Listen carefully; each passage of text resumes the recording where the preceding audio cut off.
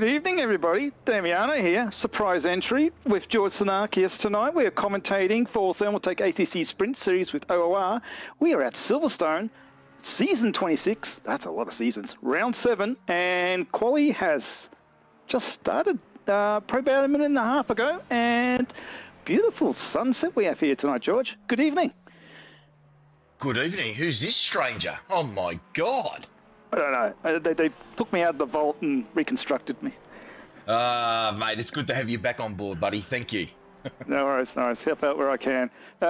Focusing on the Porsche here. Thank you very much, TV director Glenn Germain. Ryan King, one of your favourite drivers, is that correct? No, it was somebody else. Not necessarily one of my favourites, but yes, I do know him at racing. He's actually not a bad bloke. He's actually been doing pretty well this season with that Porsche. He's taking it a duck to water, and every time I see him driving that, it makes me think of you. Yes, I've seen he's in pro class. I think last time I raced with Ryan, he was silver, so he's doing very well for himself. What have we got? We've got 20 cars, got a good smattering of pros, pro-ams and silver, and a couple of AMs as well. It's going to be good. Yeah, I mean, I would have expected the field to be a little bit bigger than this, but it's going to be interesting tonight because obviously Bob's going to play a big part again, and obviously a couple of the guys last week, which is obviously Stan and Justin, are going to cop a bit of Bob, even some more now, and let's just see what happens with the rest of them. I'm just having a look through the names there, and yeah, there's most of them there.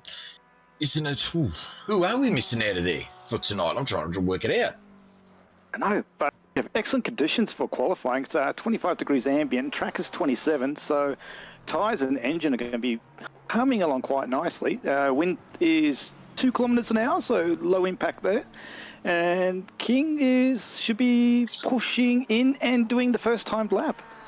Well, what are we? We're supposed to be looking for 157s for pole. I'll be tipping the top guys will probably be tipping into a 58, low 59.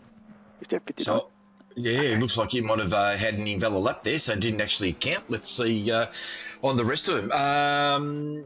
Yeah, I know a couple of boys have been doing 59s, but I'll be tipping the top guys. Even Tafiq, Tafiq's out there with a Ferrari, and that car's rapping around here, so I'll be tipping him to be doing a pretty good time. That's for certain. It's a name I haven't heard for a while, Taufik.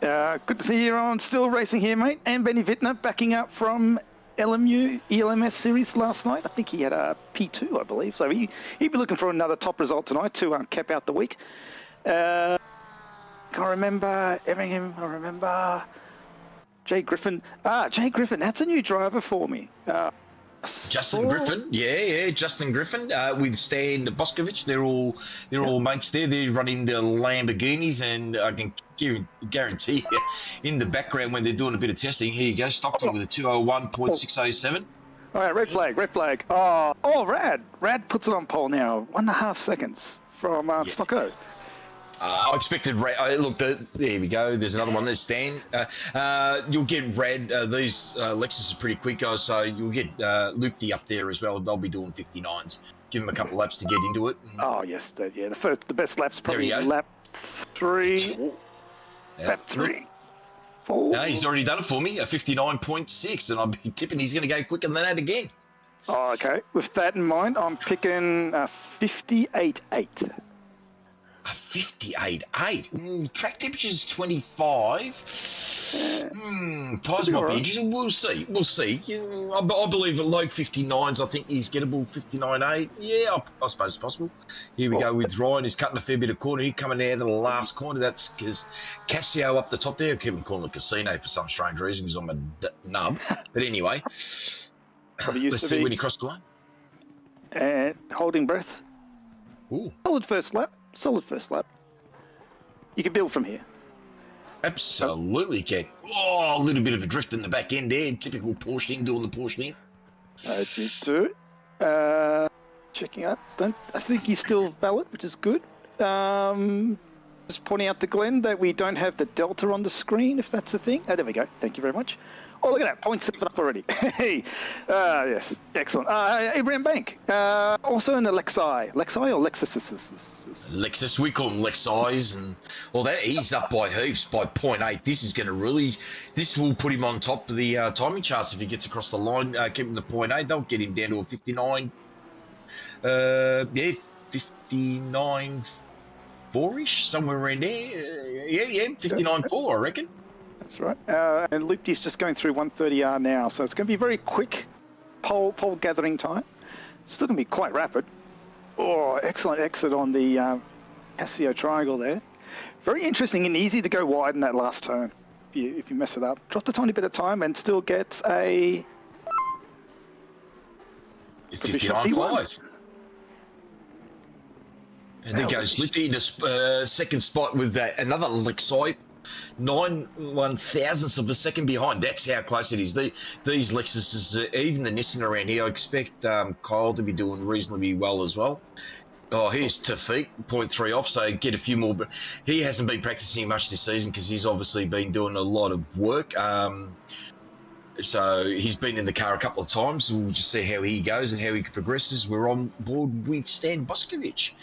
He's 0.2 up. I believe these guys are going to suffer with a bit of the bop they got this season. So. Oh, yes. You have to explain that to me in the break. And it's actually Boskovic. Oh, I call him Boskovic anyway. I call him the way I want to call him. Oh, yeah, absolutely. Oh, don't worry. I give it to him. It is Boskovic, but I call him Boskovic. We know who he is, and he's doing very well. He's keeping very close to being 0.3 up. That'll be one spot at the moment. The top two are quite close together. Yeah, with coming through. With Justin behind him, just tailing, maybe getting the line. We know that Stan's pretty good around here, and yeah, Justin's been practicing a fair bit. Oh, look at that. Commentator curse right on cue. He just invalidated his lap. As soon as you said he moves his way around here. Oh, here we go. Here's your point standings and the bop as well. Have a look at the extra ballast these boys are carrying. Oh, excellent. So extra donuts. Yeah, Stan on front there, but he's carrying 20 kilos. This car's normally -3 here, so it just shows you how much extra weight they put on the car to slow it down. 20 kilos is 10 size 2 chickens. Absolutely, and don't worry, we've been seeing a lot of chickens under the bonnets this season too. It looks like some drivers are finishing off their quali. I see some yellow flags and returning to garages, so they won't have enough time. Maybe, but the tyres won't be warm enough to have another run. We'll check out the table during the break as we look at Boskovic being... Oh, he's maintained a 0.2. He was 0.3 across the line before, so still got some room to grow. Rad's moved up into P6, and Billet as well has moved up into P5. Torfig is still maintaining P3, and I expect the top two to be still the top two. And shuffling everything around, we have Griffin and P4. Interesting to see if he can maintain. He's gaining a little bit of time. He's gone across the curbs there. Comes out. Can he get a good drive out of here? Yes, he does. The car's very stable. Just can maintain it. 0.4. Can he gain an extra, a tenth and a half out of the hairpin here? I think he just did. Yes, he's actually, gained 2/10 out of the corner. Can he maintain it?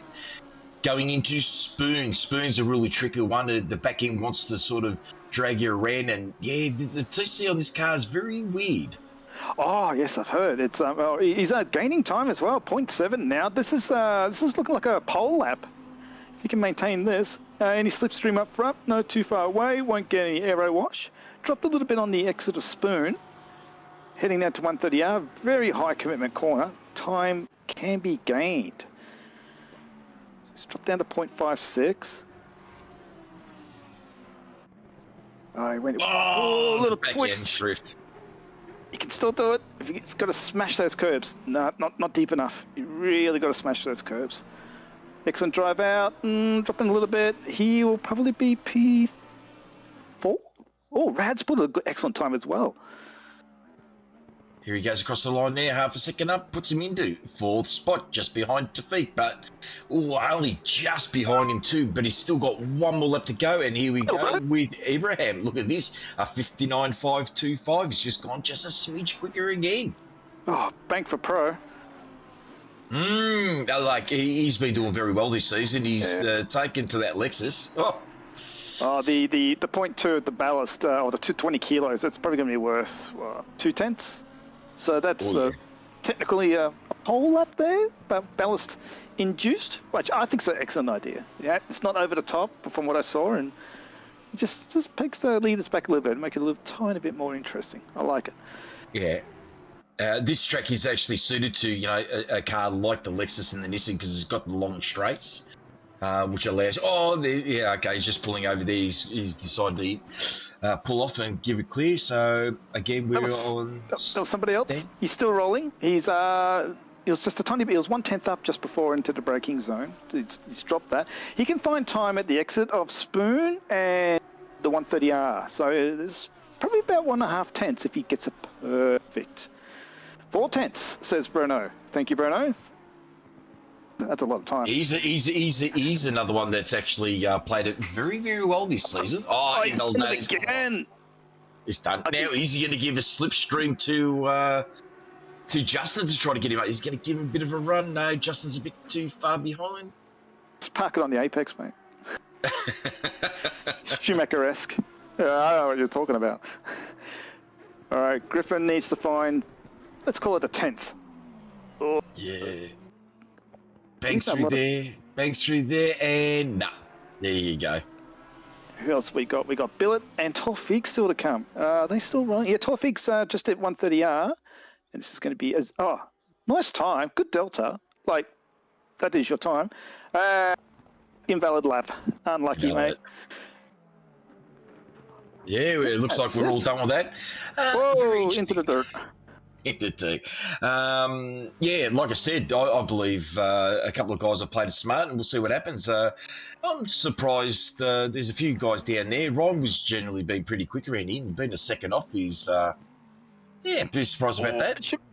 Bishop pushing really hard on 130R, got a real strong wiggle. Excellent car control to bring that to a halt before the barrier. No repair bill now. And now we're going to slide over to race. Oh, I need to take a quick screen cap. I will go to you. So in first place, we got Bank, followed by Lufty, Tafik. Which is nice. He's killing me here. Sorry.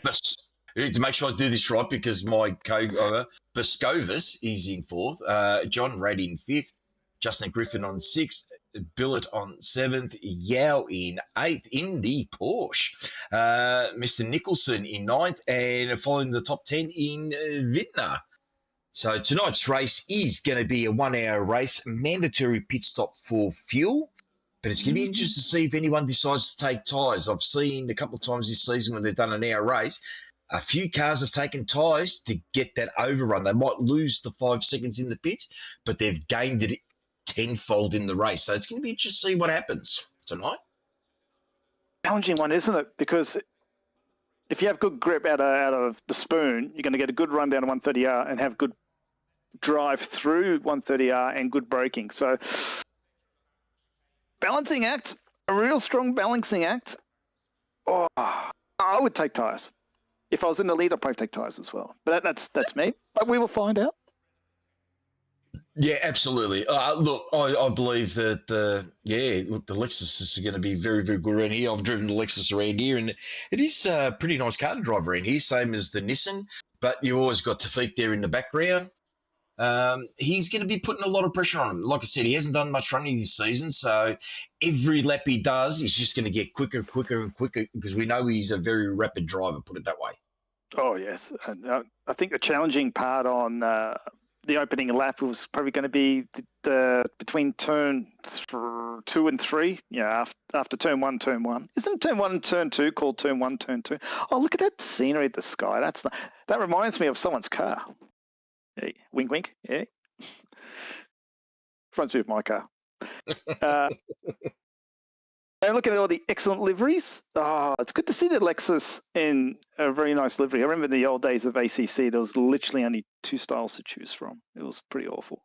There's the Bentley. Yeah, it always stands out. The Bentley there, the Beamer. I thought that was an Atlas. Aston. Any Astons? Yes. Everything about the back. P17. Oh, Elf sponsored say McLaren? That's a guess. You changed the paint schemes on the cars. I got no idea. Okay, that one's a Ferrari. I can see that. And that car's a Fanatec, which is the Aston. And that one's a McLaren. I can tell. And that's another Fanatec, which is another McLaren. And that one's a GT3. Mustang GT3. See, I know my cars. Jesus, you haven't commentated for about 6 weeks, and you're struggling, sunshine. You're not wrong. All right, so they're going to be heading off on their warm-up lap. They're going to be trying to get the tyres and brakes up the temperature as best they can. Track conditions have stayed almost the same. I think the track itself has dropped a little bit, but the air temperature is still at 25. And we're going to be obviously finishing under lights here because it's a 7 p.m. start. So by the time the race finishes, it will be dark, so it will cool off a bit. And here, if I'm not mistaken, when it does cool off a little bit, it just gets a little bit slipperier, but the track also gets faster as well because obviously the lower temperatures. So, yeah, I'm looking forward to this race. So we're going to put the commentator's curse on it? Yeah, of course we are. Hairpin. It's going to be big mess at hairpin. Always big mess at hairpin. And comment in YouTube. Yes, Henrique. You're from Brazil? I don't think that's a problem, but you do need to have your ping below 300 to be on our service. It's part of our sporting guide.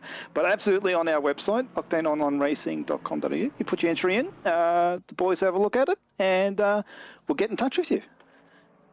And with that note, everyone is welcome. Doesn't matter if you're slowing at the back. There is the Academy series, which teaches you some racecraft and how to handle traffic, and also get used to the way of how we administer our races, e.g. safety cars. And speaking of races, Silverstone 12-hour coming up, GT3 and GT4. Come on in, September 5. What's that, 5 weeks away, 6 weeks away? Yeah, something like that. Unfortunately, I will not be racing that one. 2 weeks away. I am in a time vortex, everybody. It's 2027 here, so Unfortunately, yeah, I'll be missing that one. So that means you don't need to worry, everyone. I won't get in your way on this race. Yes. No, I've got my mate Kyle's going to be coming over from New Zealand, and we're going to be going playing some golf. Anyway, here we are. We're getting ready down here. We're going down the back straight, heading into 130R. They're going to be double foal now for the start of the race. It's going to be coming out of obviously Casio. The Casio S is there. You can get a little bit of separation, but you do have a little bit of time just to tighten up the gap. We always like the cars to be nice and close like it is in real racing. So let's see who's gotten their tyres up as best they can. The tyres are never going to be optimum. It normally takes about two to three laps, but let's have a look to see how we go here. It's going to be Bank against the big banana, which is Lupti. Good luck, everybody. We need this. So, coming out of Casio, not Casino, because I've called it Casino many times. So you're just going to tighten up that a little bit. The start is a fair way down. It's going to be at the next gantry, so we've still got probably a couple of 100 metres to go. And it's only going to be a short run into turn 1, so let's see what happens. And then after that, we'll be straight into the Snake, which is a series corner. So just about ready to start. And we've got green. Here we go. Let's see who got to jump. Looks like Banks got a bit of a jump. Tafik on the inside on Jaden. Does he get in? No. Jaden just gets in there. Holding positions there. First, second, third. They're all getting through turn 1, going into the, as they call this, Snake, because it's a series of S's, one after the other. Everyone will be backing up here, fighting for positions. No yellow at the back, and we're continuing. Banks taken off. Oh, there's a few cars there at the back. They're just fighting a little bit, which is obviously Ryan and Nicholson, and Vintner's behind there. Oh, we've got a spin. That's John Rad. He's smart. Oh, it's just been clipped. Looks like they've called the safety car. No, it's still going. Yeah, it's... No, they're still going. There's no safety car. They absolutely gone. Oh, there's a car gone out wide there. Andy's gone on the inside. Nicholson's gone wide as well. Coming out here, coming up into the hairpin. Oh, we don't know what happened there at the back there. We'll probably get a replay later on, but it looks like Banks still got a great start there with Lupti in second, Tafik in third, Boscovis in fourth. They're heading down to the infamous Spoon Corner, which is a double apex left-hander. Car gets very unsettled through there. You've got to go wide, and it's easy to get track limits. Nicholson's putting a little bit of pressure back on Andy Bishop. Can Andy get out of the corner really quick and go? What? is called the back straight, going into the famous 130R, which is on some cars is one click of the gear down, and some other cars it's flat. Oh, there's James a had lot an of issue. There was 3 or 4 other cars involved in that one. There's quite a bit of yellow. Exciting opening lap, still going. Good calls. We've had Banks leading Rodinella, Tawfik, Baskovas, Griffin that we're looking at, Billet, Yao, King, but we've still got some people to go through the heavy braking zone. So we'll see how many survivors we get. So we've had two deaths on lap 1. Which So has we allowed also- a few cars to jump up a little bit. So obviously Ryan, who was outside the top 10, he's got himself into the top 8. So he's going to try to do a bit of work there. We know that Porsche generally isn't a bad car. It does have a fair bit of steer, and the brakes are pretty good. So he might be able to put a bit of pressure on them. It's all going to come down to how their tyres are going to handle up. But you can see here that Cole's going to try to put a bit of pressure on Mr. Justin Griffin there. Hopefully, he can put a lot of pressure on him and maybe do the move. It'd be nice to see someone overtaking him for a change. Yeah, here we go. Yes, it's been, air in track at the end of 550. Ooh. Yeah, it's not too bad. It drops a little bit. We understand it's going to get night and snow this out. But we can see there's a fair bit of pressure coming onto Cole there from Yao. In the Porsche, he's putting a fair bit of pressure on him now. So... Yeah, can be pretty pacey. I remember him over the years. He's certainly picked up his speed a little bit. Oh, replay. We are looking at Rad in the Lexi red and black. Oh, he's got tapped. Oh, just... Brakes. Oh, that's so unlucky. Geez, Why not? reckon... Why not indeed? Why not indeed? I want to get through. I reckon there might be a couple of choice words, because I'll be tipping, if I'm not mistaken, they're in the same channel. They're having a bit of a chat. He's not going to be happy. Yeah, I can believe that. And Benny Wittner in P9, he went wide in the Degner 1, I think, or the corner before Degner 1. Got some dirt, but I don't think he lost the position, or he did lose the position because of the other shuffling around. And also it was James and Evington, I think, Beaton had a moment as well, heading down to Spoon. And Tawfik, fastest, wow, nearly 59 for a race pace. That's mega. As I said to you, the more laps he gets under his belt, he's just going to get a little bit quicker, that boy. He's going to be putting a lot of pressure for the next 55 minutes, that's for certain.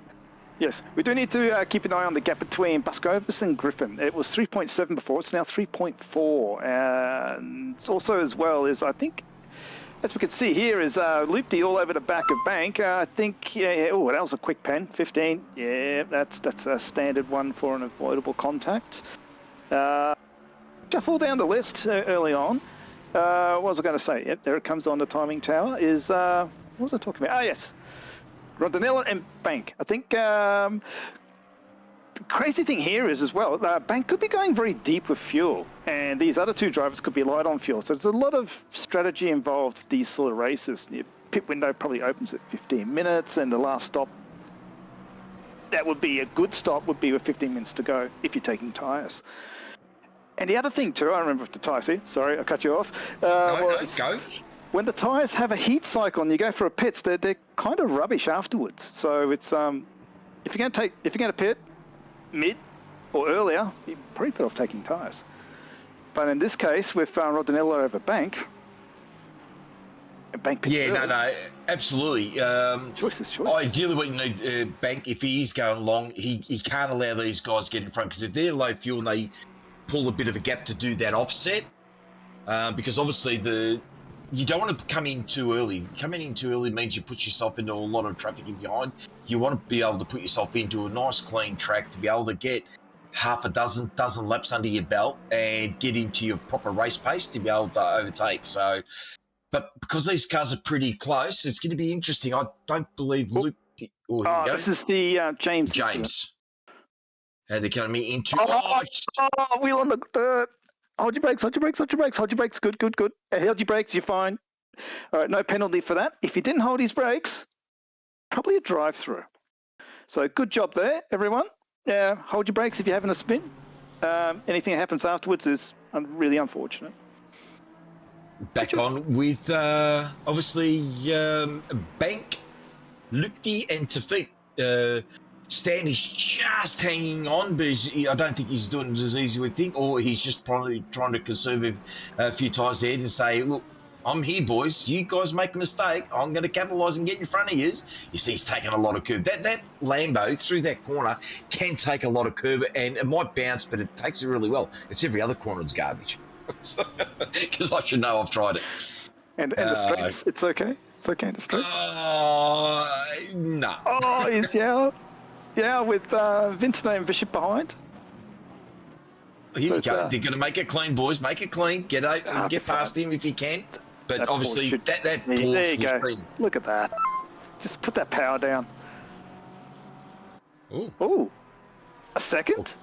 A second one? No way. Well, that's a bad day. Well, it is. It's adding up.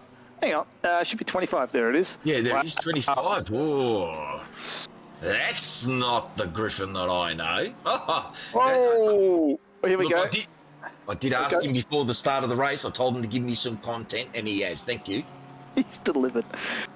Check out the braking here with Vincent and Yao. Yao had a bit of a slidey mode exiting spoon, and gone very deep in the 130R, but the under braking can't get close enough, and the McLaren behind also not close enough. Wow, that's going to be tumbling down the order. Does he get the run out of here? And he's just fallen off the back. He must have made a bit of a mistake there up in spoon, because you can see him falling off the back there.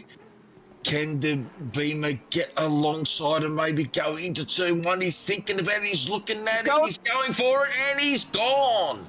Has he made it? Oh, yes, he's made it stick. Oh, that's a good move. Good move. Now he's off after Ryan. Now he needs to put some pressure onto Ryan now, so you get past. Andy, that's how you need to do it. You saw what happens in front. You need to get right behind him and send it, son. Send it. But Yao's fighting back. He's putting some pressure on Vint in the back. Through the S's. He's doing very well. He's keeping up very well. His best chance is a dive bomb in the hairpin. Yes, but you got to be super, super close. Oh, I know some of these. We're coming into the Degners here. They call this the Degners. Oh, copped a bit of curb there. This second Degner's really tricky. It's you got to get the power down early, but if you put it in too early, you wash out. It's so crazy. Right, he's really dropping back. The defensive move there to the McLaren can put you off track, the racing line that you want, but excellent drive out of the corner. Still early days yet. We're not even 10 minutes into the race. No rain on the horizon, so these guys will be driving all dry tonight. And more replay. Oh, this is Griffin part 2. This is how Benny. Yeah, this is how Benny got in the dirt. Oh, he moved across. Oh, that's really unfortunate. Okay. So the replay. I thought 2 into 1. There's Oh well, the stewards have decided that if that was a penalty, then fair enough. Yeah, the TV crew have got the stewards have all the angles. They have the in-cars, steering angles, the whole gambit. Oh, Buscovo, this is put in a quick lap. Yes, it's that was how Benny Vintner ended up out there, and how Griffin got the extra pen. Oh, Rad's coming back through the field and had a bumpsy wumpsy. That's a new one. Ooh. Well, we'll get that one up. He'd be spilled. He qualified very, very well. And look, there's no malice on Justin. Justin knows John pretty well. He didn't mean to do it. Just probably got caught out with putting a little bit too much throttle on there. And unfortunately, John, he had a good start. And he's probably trying to fight back. He knows he's got a very, very quick car. And good time to get a good result. Because if he's got the pace to be in the top 5, he can work his way after. I reckon if he goes well, and the pen's going to be hard, we'll factor that in. But I reckon top 12 by the end, excluding the pen. Excluding the pen. Look, because it is 48 minutes to go, he'll be down the back there somewhere. Hopefully, he's got a clear track. He can get some pace. He has got a clear track. You see, there's not many cars. He's just going into Degner 1, Degner 2 there. he can sort of make a few positions, so he just needs to keep in. You can just see Andy struggles there. They're toing and froing with distance between Yao and Andy. He must be making the odd mistake, or we know that Porsche's got sensational drive out of the corner. We've seen it all season. Oh, So yes. that which helps it a fair bit. But this track, because it's got some long straights, allows the cars like the McLaren, the Beamer, the Nissan, the Lexus to really stretch its legs on it. Where we know that the Porsches, it's good on the top end, but not quite as good as those cars. Put it that way. One thing I remember, it took me about a week, everybody, sorry about that, but I remember someone telling me the Lexus, under 80 kilometers an hour, practically has no traction control. So these two at the front are doing very well, leaving the hairpin and the Casio triangle.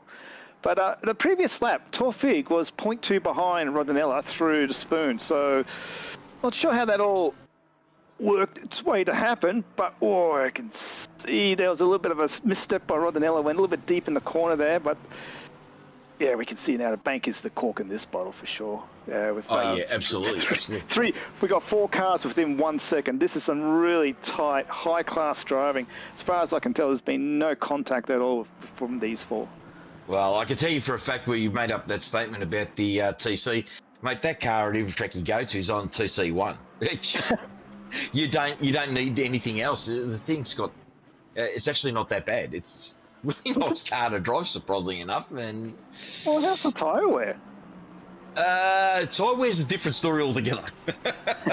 I don't know how deep you can go into it. Here we go. Big comment there. Wow.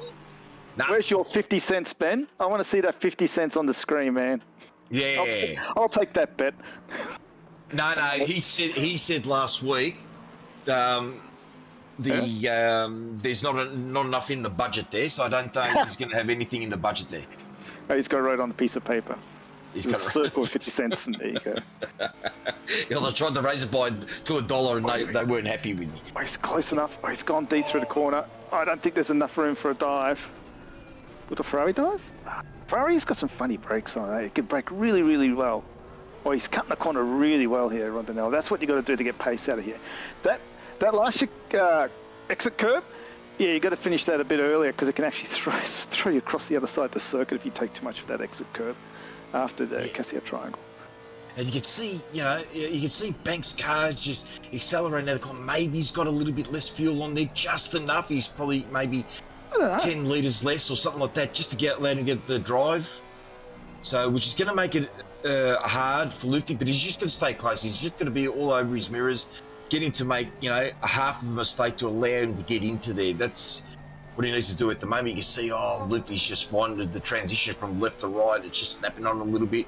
Through here, you just got to put the power on, drift it out wide onto that ripple strip, and then just drive it through to get into Degner 1, where they're going to be taking a bit of curb. If I'm not mistaken, this car doesn't mind that curb. Going into Degner 2, drift it out wide to get the drive. Sliding into the hairpin. Watch the Banks slide through here. I saw him do it last lap. He gets really drifty. Okay, not so bad this time. That's pretty good. I think he was pushing very, very hard last time. Speaking of pushing hard, Griffin, just before, had closed up an extra second on this group, but dropped a further half second back. And maybe he's gotten angry. That would be true. I've never driven angry in my life. Never. Not even one. Not even half a second. Never. I don't believe that. I've been in a couple of channels here when I've tried to drive you and you go, stop talking to me now. You're talking to the braking zone, man. I can't help it that your stream's 10 seconds slow. It's my pace, that's why. That's it. All right, 130R. Taufik he's sort of hanging on. Maybe he's just sitting back there, just make sure protecting tyres, doesn't want to get too much sliding going. Again, we just don't know what the fuel. There's a little bit of a squirm there going over the curb. He's coming out of the last corner down the straight. So is he just starting to fall? Lifty's close. Lifty's close. Oh, not close enough. Not close enough. Surely not close enough to send it down there. No way. Those cars are so evenly matched to get through there. It's going to be very, very difficult. Griffin pits. Ooh, he's 17 minutes in. Wow. 17 minutes. like, there's no reason to pit apart from fuel. So it's the strat that Justin decided to take. Interesting. I believe he's trying to get the pin out of the way straight away, get himself into a clear track, and then just go hell for leather. He's going to put a new set of boots on. He's going to have a little bit less fuel in. That means he should gain some extra time to see if he can jump a lot of these people, especially with that 25-second pen. That's going to hurt if you wait until too late, especially if you can't pull away from the other one. So I reckon that's what he's going to do. Yep. Oh, here's a speculator. I wonder if Bank is taking a full load of fuel and is going to pit in the last 2 laps.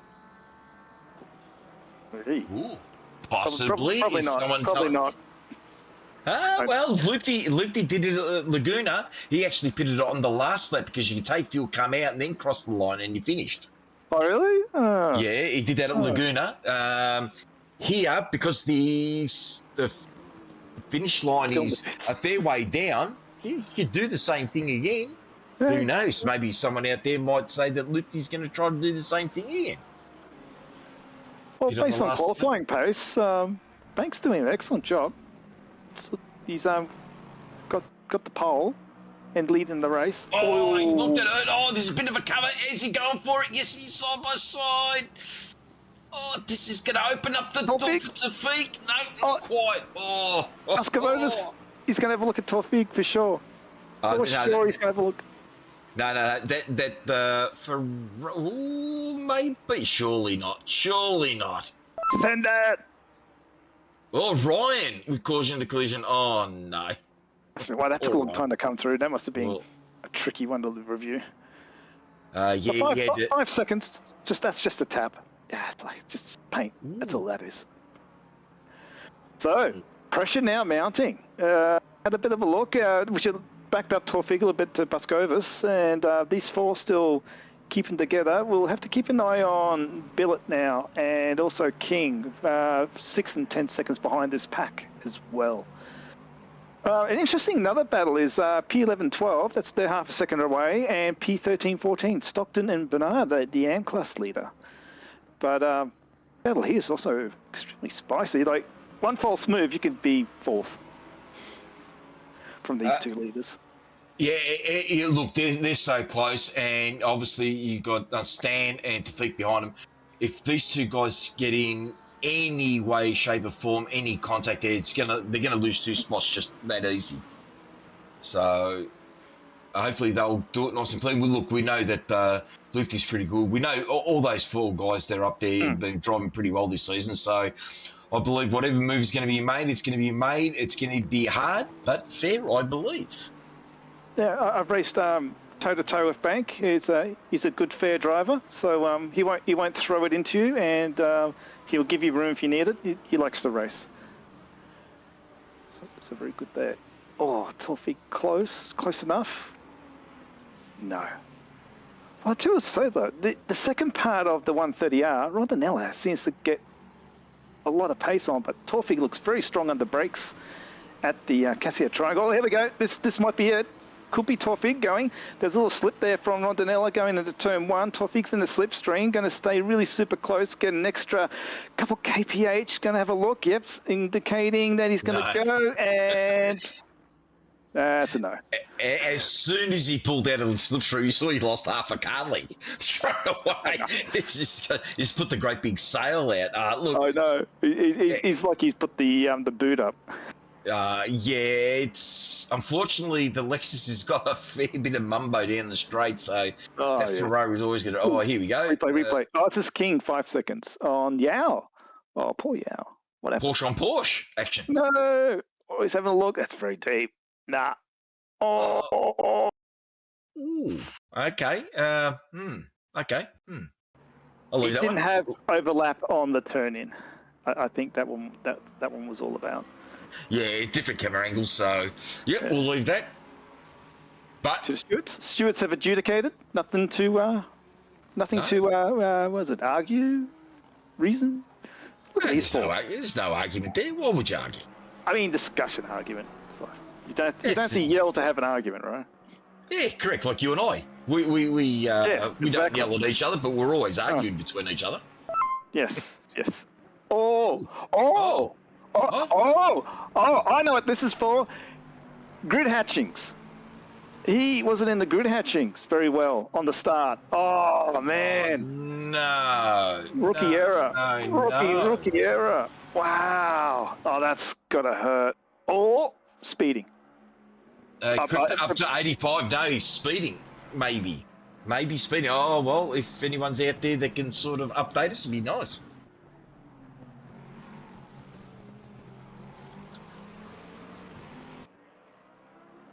Oh, loop the in.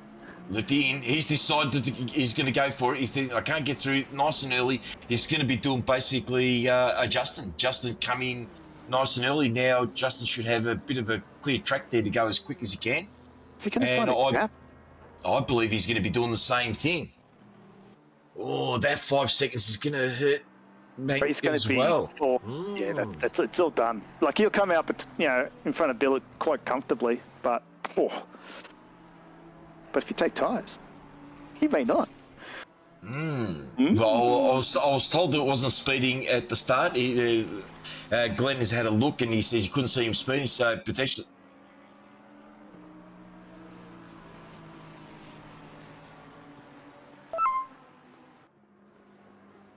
Oh, here we go. Yeah, as well. Infraction on lap 0. Wow, that's taking some time to go.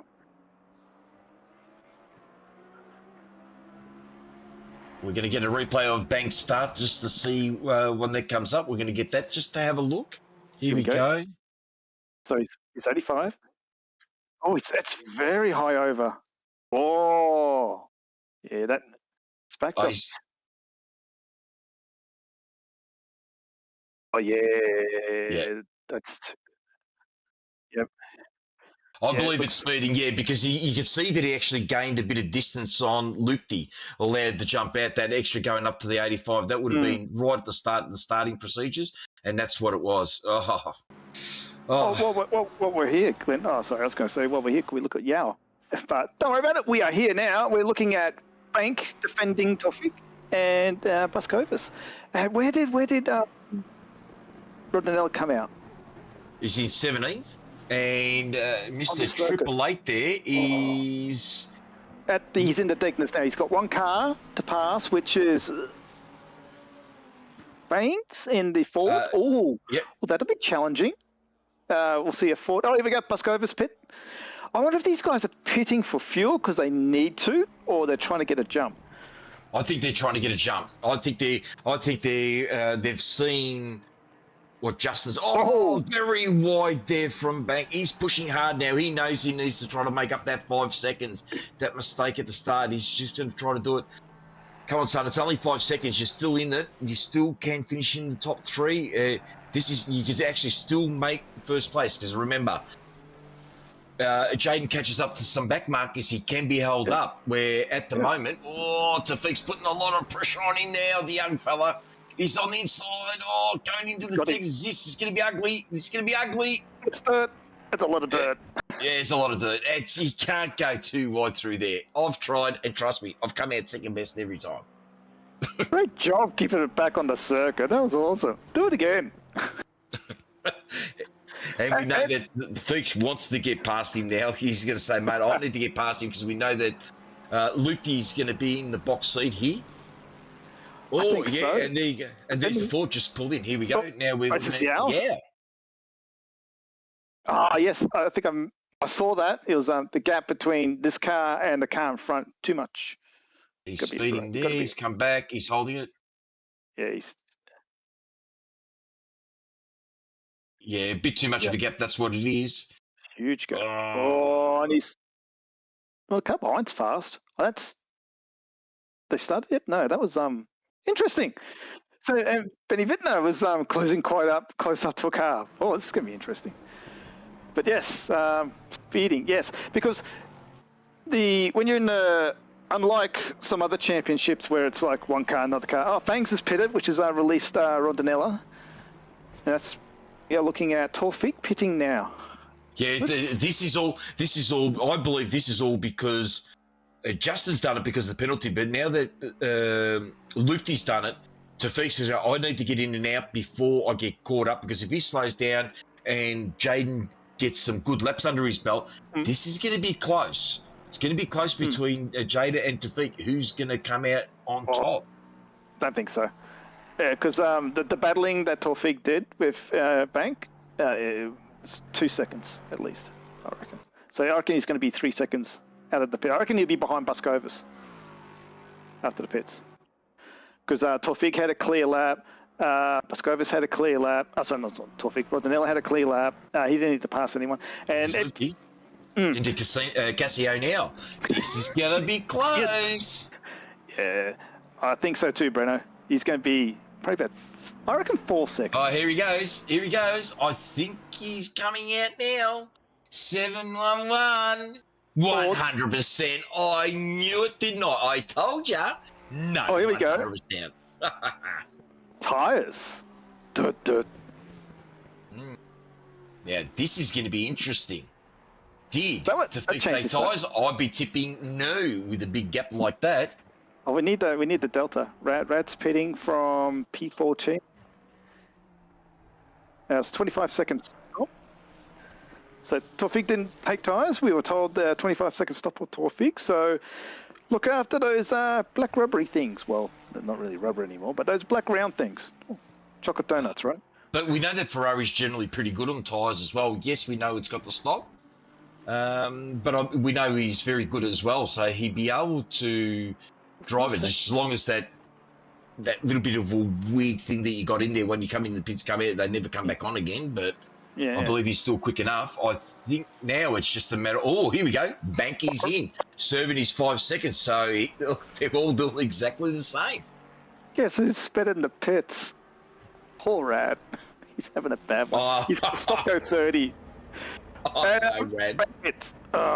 I'm not sure if Rad. it's your exit. He's having a bad said one. to you at the start of the race when someone's taking out the speed marker there.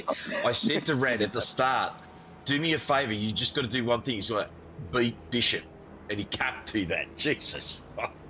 Race not over yet. He could put in some qualifier laps for sure. He could. Oh, look at who's in second spot. Andy Bishop and Cole in first at the moment. With Yao in third with a 5 second pen. Oh. I'm so used to driving LMU that watching the car go through the other car.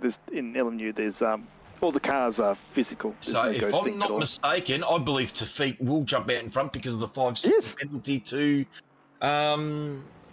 Bank. Here he goes now. He's moving now. He's coming out, but definitely way behind. Can Lupti jump him? Oh, yes, Lupti will jump him as well. That 5 second penalty does hurt. There it is. And I think Stan would obviously jump him as well, so he's gone to fourth. Especially if he took tyres. So it'd be interesting if the other two took tyres or not. So we're told that Bank has taken tyres. You might as well. With a 5 second penalty, you need your car to be as rapid as can. No use fighting it. Fight the car. One. Let's get tyres. Sorry, Bryce Davies, another drive-through penalty. I just saw his pit come off and the SG appeared. Oh, unlucky, mate. Oh, dear, oh dear. So in trouble. Oh, 3.3 seconds. We will watch this space. Rodinell's flying. When the and Buscovas came out of the pits, it was 1.8 seconds. He's stretched to 2.6 now. And Banks 4 seconds behind. I'm guessing Bank didn't? Yeah, Bank didn't take tyres. Yeah. No.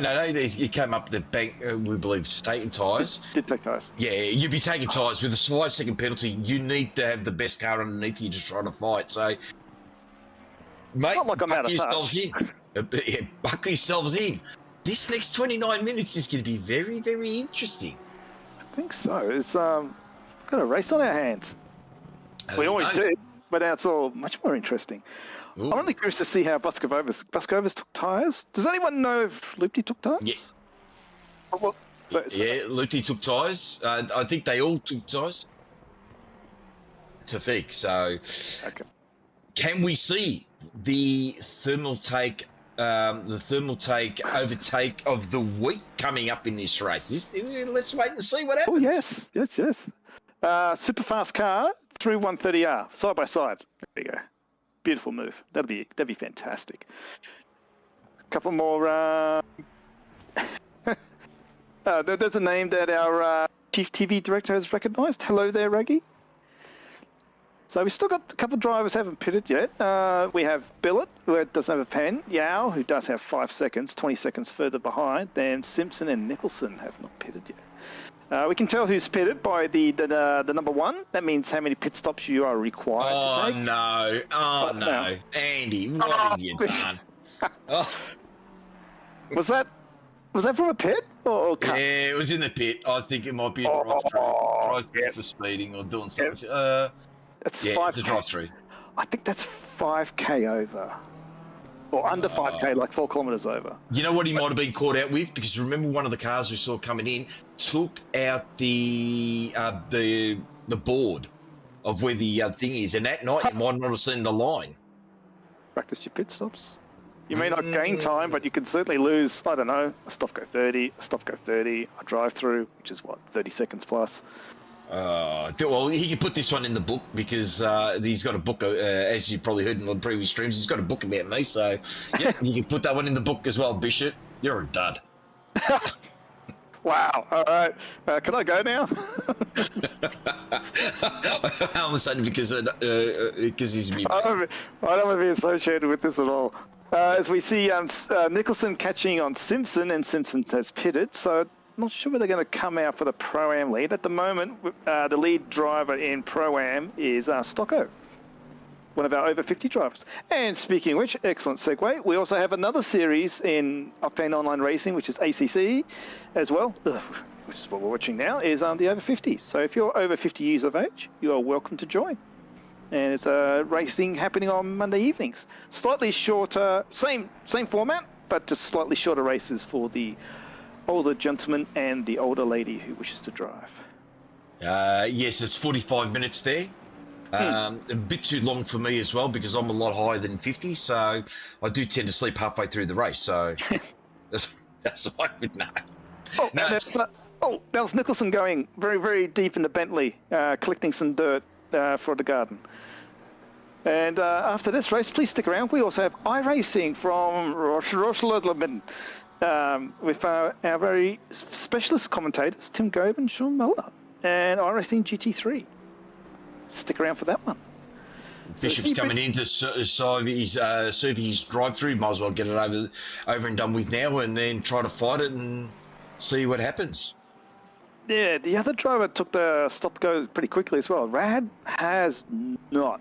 So when you get a stop-go or drive-through in-game penalty, there we go, Rad's coming in, is the lap it happens is lap 1. Then you have 1 flying lap so you can fuel, and then the 3rd lap, or the 3rd time past the line, you must be in the pits. So effectively you only really got 2 flying laps before you have to serve it. Easily forgotten sometimes, and if you don't pit, you get a DSQ. And you teleport back to pits, and your race is done. Yeah, which means it's a black flag when you teleport back to the pits like that. Anyway, we're on... who are we on with here? Oh, jeez, I've lost it. We're on with Nicholson here with the Bentley. Yes. I'm actually thinking of trying to drive that next season, the Bentley. I'm thinking about it. Drive. It's weird, man. I tried it once, went, nah, can't do it, can't cope. Because all other cars are on the left-hand side of the car. That's on the right-hand side. Yeah. But what do you drive every day? A right-hand side car, and you can't drive that. What's going on with you? Yeah, but I don't race it, though. Oh, have a look at Lufty. He's getting interested. Same with Stan. Buscovovis has caught up a little bit. Do you think Lufty hasn't got to the stage where he's being held up unless there was a little consequence sort of thing? But yeah, be a formality? Sure. 24 minutes to go. That's a long time. The one thing that obviously, 2 things that Lufty's got on him. He's got fresh tyres, but more importantly, he's got a car that he's rapid down the straight. So if he can get out of spin really well, but yeah, going into 130R is going to be challenging for both drivers side by side. But or coming out of Casio chicane into turn 1. Yeah, it's going to be interesting. And thanks, Breno, for the clarification there. It's a time penalty if you don't serve your drive-through or stop-go. Must be a big one, though. Yeah. Oh, missing the mandatory pit stop. Oh, sorry. like I can't read. It's like I'm reading with my ears. Far out, man. That's what I say to my daughter all the time. Are you reading with your ears? But if these three actually start fighting, guess who's coming up from behind? One bank is rising up slowly, so this could be a four-way battle again. With potentially 5 to 10 minutes to go. So, like I said, if Lufty starts putting some pressure on Tafik and they start fighting, the other two guys behind them, we're going to be catching up. It's going to be interesting on bank on the Lambo, because we know the Lambo's not super quick down the straight, so potentially if bank gets a good run. That's right. Jeez, I was just watching that exit curve. Oh man, I just remember hitting that and just going to the wall multiple times. I was chuckling as well because at Bathurst once when I was driving a Porsche, I had a Lambo behind me and he caught up in the slipstream and he pulled out and I pulled away from him. I've never done that before in a Porsche. It's hilarious. Oh, okay, cool. So, yeah, Lambo not good straight line. No, it does suffer a little bit on the straight lines, as I found out this season. Absolutely. Boscova's caught up an extra 0.4. We got a new player, Billet. What's he doing 0.2 behind Boscovas? Where did he come from? Oh, Nicholson! Oh, the Bentley with the extra weight from the gravel is taking a stop go 30 as well in the pits. These guys are really hammering at pit stops. So that's what, 4 pit stop validations.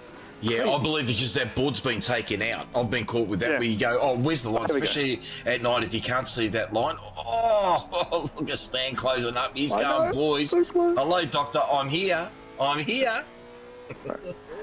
Now the guys have gone through the next timing segment. Billet is now corrected behind, 4 seconds behind Bank. He was actually in front by a little tiny bit. But yeah, race to the flag now. Used tyres on Torfig, our leader. Rondinella, Boscovas and Bank have new tyres in faster cars apart from Boscovas. Finishing at the top 10, we have Vinton has moved up a few spots. King served a penalty is in 7th. Griffin served a massive 25-second penalty. Was driving in P5 at one stage. Is now running P8. Probably not enough time to get an extra position. And then Nicholson's going to fall out of top 10, which would allow Simpson to move in. And to go through Cashier chicanes. Oh, look at the two driving line. Oh, Lufty's taking the pro line. He's taking the pro line. I see death if he keeps doing that. He's going to have a bad day. Oh, look at that. Nah, not close enough. Under brakes. 20 minutes. 20 minutes. Settle down, Glenn. Come on. He's not close enough yet. Settle down, Glenn. We've got 10 laps. We've got 10 laps to go. We've got like a week. It's like an endurance race now. You've got a lot of time at all. Take your time. Unless, of course, you're under-fueled. Then you've got to save some fuel. Oh. No. That Lambo is no threat at all. It's like, nah, he'll pull out. Unless, the only way that Lambo will get past, if Torfig and Rondinella have a moment and it doesn't work out, that Lambo can shoot through. As we have Nicholson serving the pit speeding penalty. Right, I'm going to call out the list that I got from qualifying, and we'll see how it's changed. So from pole, we had Bank, Rondinella, Torfig, Boscovas, Rad, Griffin, Billet, Yao, Nicholson, and Vintner for our top 10. And then we had Price Davies in 11th, King, Bishop, Simpson, Bernard, Docton, Everingham, James, Beaton, and Fangs. They were our qualifiers. Any big movers and shakers up the list? I know we had a few go down. King, a big shaker and mover, because obviously he was outside the top 10, copped a penalty as well, and he's sitting in 7th. So he has recovered a fair way. He's a fair bit behind. Here we go, down the straight. Side by side. Oh, so close. Can't do it in 30. Oh, he's got the big wobble there. He just clipped the inside curve. This is where he's going to do it. Can he get the good drive out of here? Needs to go into turn 1, turn 2 of Cassier. Does he get the great? Does he get onto the pro line? No, he doesn't. But it is closer. He's close enough here. You're going to be fighting Tafik's. You're going to be fighting down the straight. This is where we're close. Now we're close. Look at this. Oh, defending. He's going to detect on the inside line. He's going to make Lupti go around the outside. Can he get on the outside? Let's have a look. Under brakes, better tyres. Get back under. Fighting. No, and Lupti's got it. Yes, he has. He's got in front. Great move. Fresher tyres allows you to get into there. Now it's up to Stamp, and look who's catching up behind. Slowly but surely, Bank is closing up. Lupti's going to be taken off. He's gone. He's licked that Stamp, and he's going, I'm out of here, boys. I don't want to know this. Oh. Well, Boscova's had a bit of a look. Yeah, mate, look. Cost him heaps. It did. And that's allowed Bank to catch up now on Boscova's. Oh, my goodness. Who's behind Bank? Spill it. No, that must be a blue flag immediately behind. Yeah, so we look at Boscova's, Bank, and then the next car behind is a blue flag. That's like... Is that the Lexus? Is that Simpson? No, be further down. Yeah, Price Davies. Price Davies. That's a guess. That's a guess. That's rad. Bringing up the tail end, but with the leaders. So here's a good thing. He may be a lap down, but let's see if he can keep up. Get some respect points back from the old pit stop entry. And so take your wins where you can is one thing, and show us what you can do. See if you can keep up. Good luck. All we need now is Lupti not to make a mistake like he did last week. Made a mistake and lost the lead, if I'm not mistaken. How much shade are you throwing on this guy? I'm going to put a lot on him. He can handle it. He's got big shoes. Yes, big shoes. That's why he's so fast, right? Doesn't know the brakes. No. He's actually done very, very well. Been very impressed with his driving this season. He's been very rapid. Yeah, for certain, and he's done some great moves, and he's put a lot of pressure, and he's absorbed a lot of pressure as well. There's been races. Oh no, that's just a back marker going. That was beat. I'm getting it. Yeah, I'm getting out of there. I don't want to know anything about this. I won't be involved. That's definitely a way of letting the leaders through. You don't need to leave the circuit. Pretty safer not to. Maybe he's trying to do the iRacing, the old iRacing hack where you just run on the grass and pull down the tyres to go faster. Oh, that was so stupid. I remember seeing, I was sort of short on that. I know we digress, but it was like a whole row of cars going down Camel Straight. It's like 20 cars, just one wheel on the grass. Let's go. If you need to win, that's what you got to do.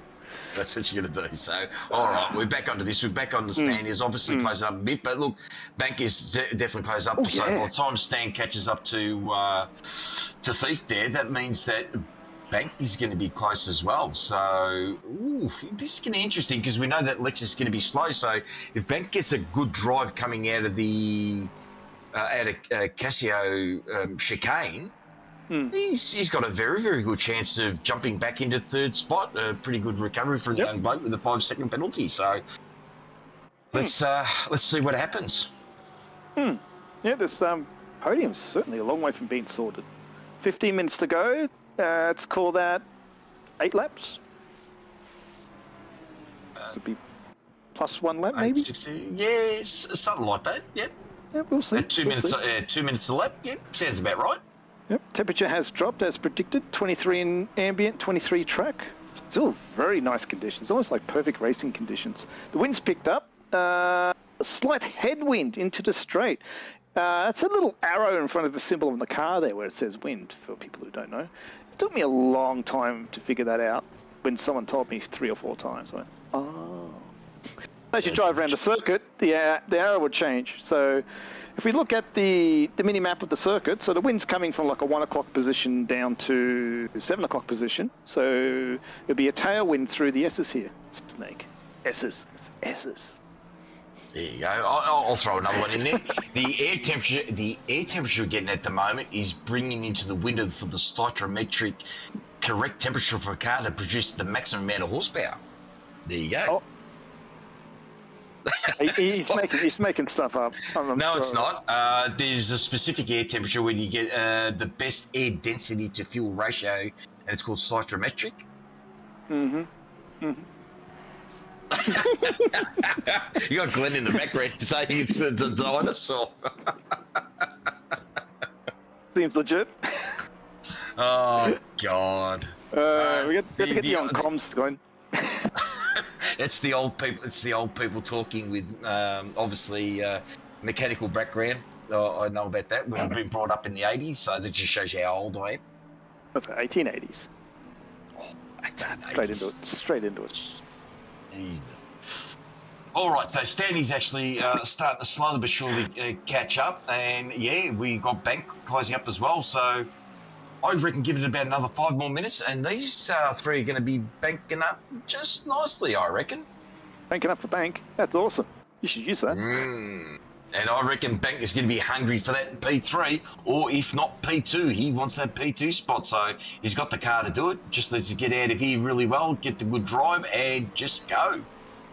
And also the tyres. So, yeah, not to forget, which I probably will, Torfik did not take tyres, Pascovis and Bank did.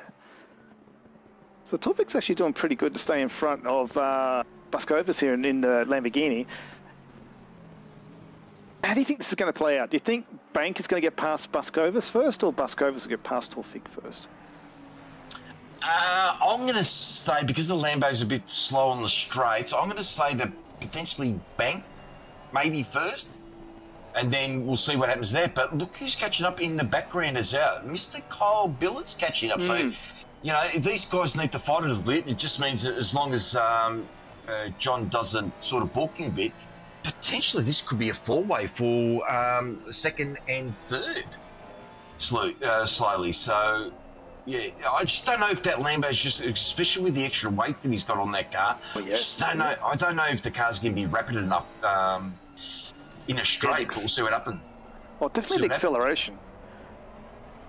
So, I think so. We are confirming with Glenn that Loopty's mostly got this one, depending on blue flags and binning it all by yourself.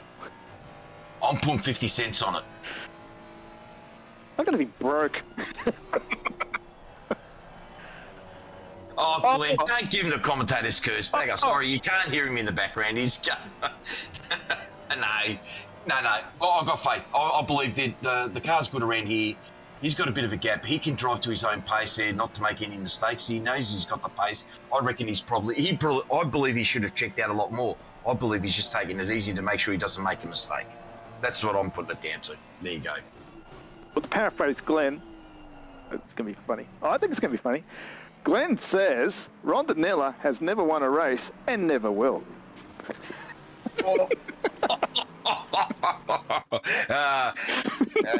It's not what he said, but there goes what you said, Glenn. there goes Daviano. He won't be commentating next week. I'll be muted. Hey, that's censorship. You can't do that. Glenn did not say that. What Glenn did say was, Loopty's been at the front quite a number of times, and he.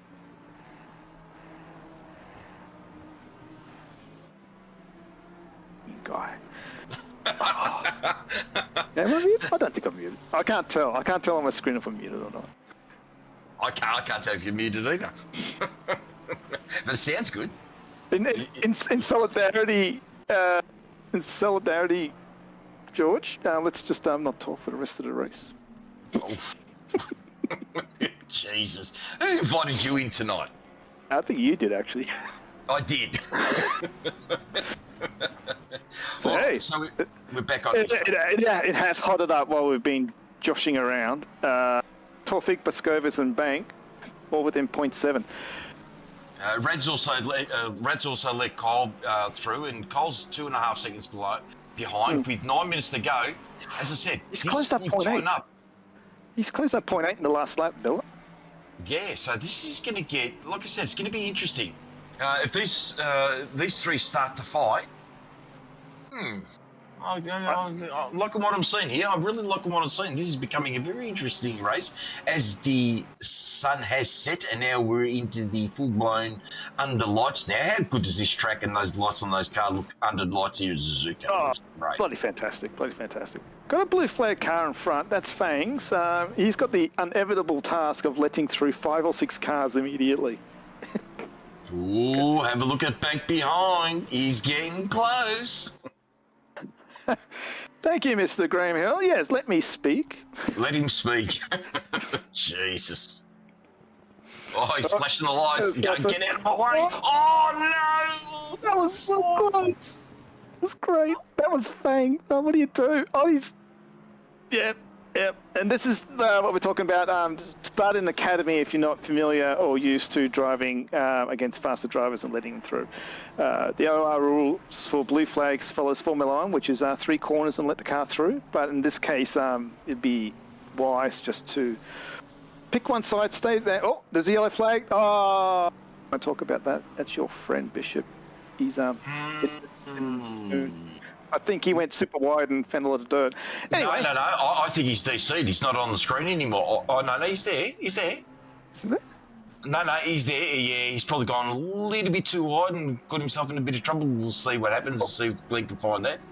Got another blue flag. The blue flag has had some little impacts already. So we're coming up against, who's this? Bryce Davies. Oh, God. Here he goes. He's putting some pressure on him. Lefty, what are you doing to me? Don't tell me I gave you the commentator's curse. I might need to be muted too now, Glenn. Was it unfortunate blue flags or a little mistake? Oh, car 89's off again? Oh, he's still there. That's Bishop on the left. He's on the left.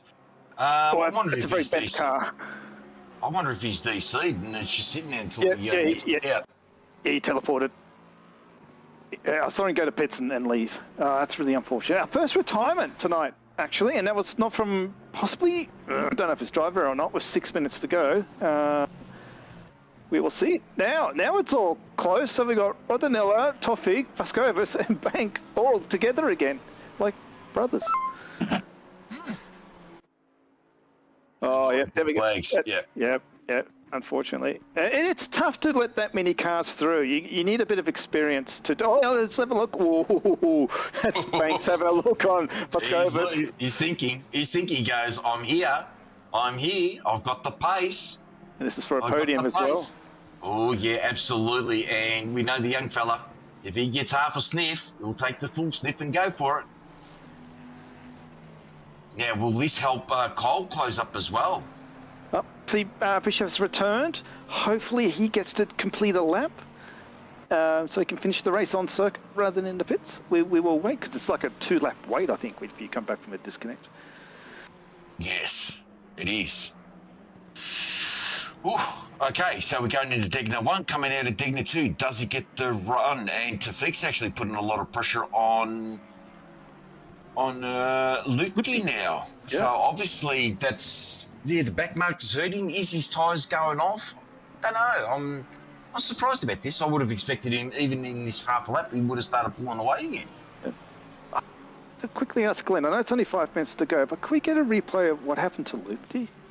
I'm unsure how it all kicked off. I'm not sure if it was blue flags or an error. Sorry to put you on the spot there, but I'd be really curious. Because if it's driver error, you could be in trouble from Taufik, because... Yeah. Another blue flag's coming up too. Let's see how quick they pull over this time. This will be James. Is it James? I think it is. Yeah. Yep. And it's going to be under brakes in Casio too. So, I think he's there. I reckon he was there. Banks. Oh, that's not how you do it. No. Is there a redress? No redress. Be careful of the drive-through Paskovas. That might be a small bit of paperwork to be done there. Worth a shot, though. If he had pulled up, don't know what would have happened, but certainly worth a go. Don't ask, don't find out, right? Absolutely. Taufik, 0.3 behind Rodinella. What's happened there? Has he actually just destroyed his tyres or something? No, I think it could have been a bit of a back marker there coming out of Cassio, just allowed him to just slowed him up just a little bit. Yeah, but this is like 3 laps in a row now. Interesting. Well, we might get a report in the Discord channel of what happened, and drivers might talk about it afterwards, and we'll find out. Ooh, a little bit slidey there from Buscova. It's going through Dunlop, I think it's called, that corner. And as we see Taufik just behind, Rondanella going into the hairpin. Going to have a dive here. I think the best way... Is he flashing? Oh, is there a blue flag ahead again? Or is he saying hello? No cars ahead. These flashing lights? Oh, I'm not sure. Hello, mate. Good luck. Go for the win. I just think it's the physics in the game. Another shout out there. Mr. Griffin is back up into 8th spot, so he's had a pretty good recovery considering that he had 25 seconds basically. Yeah, here we go.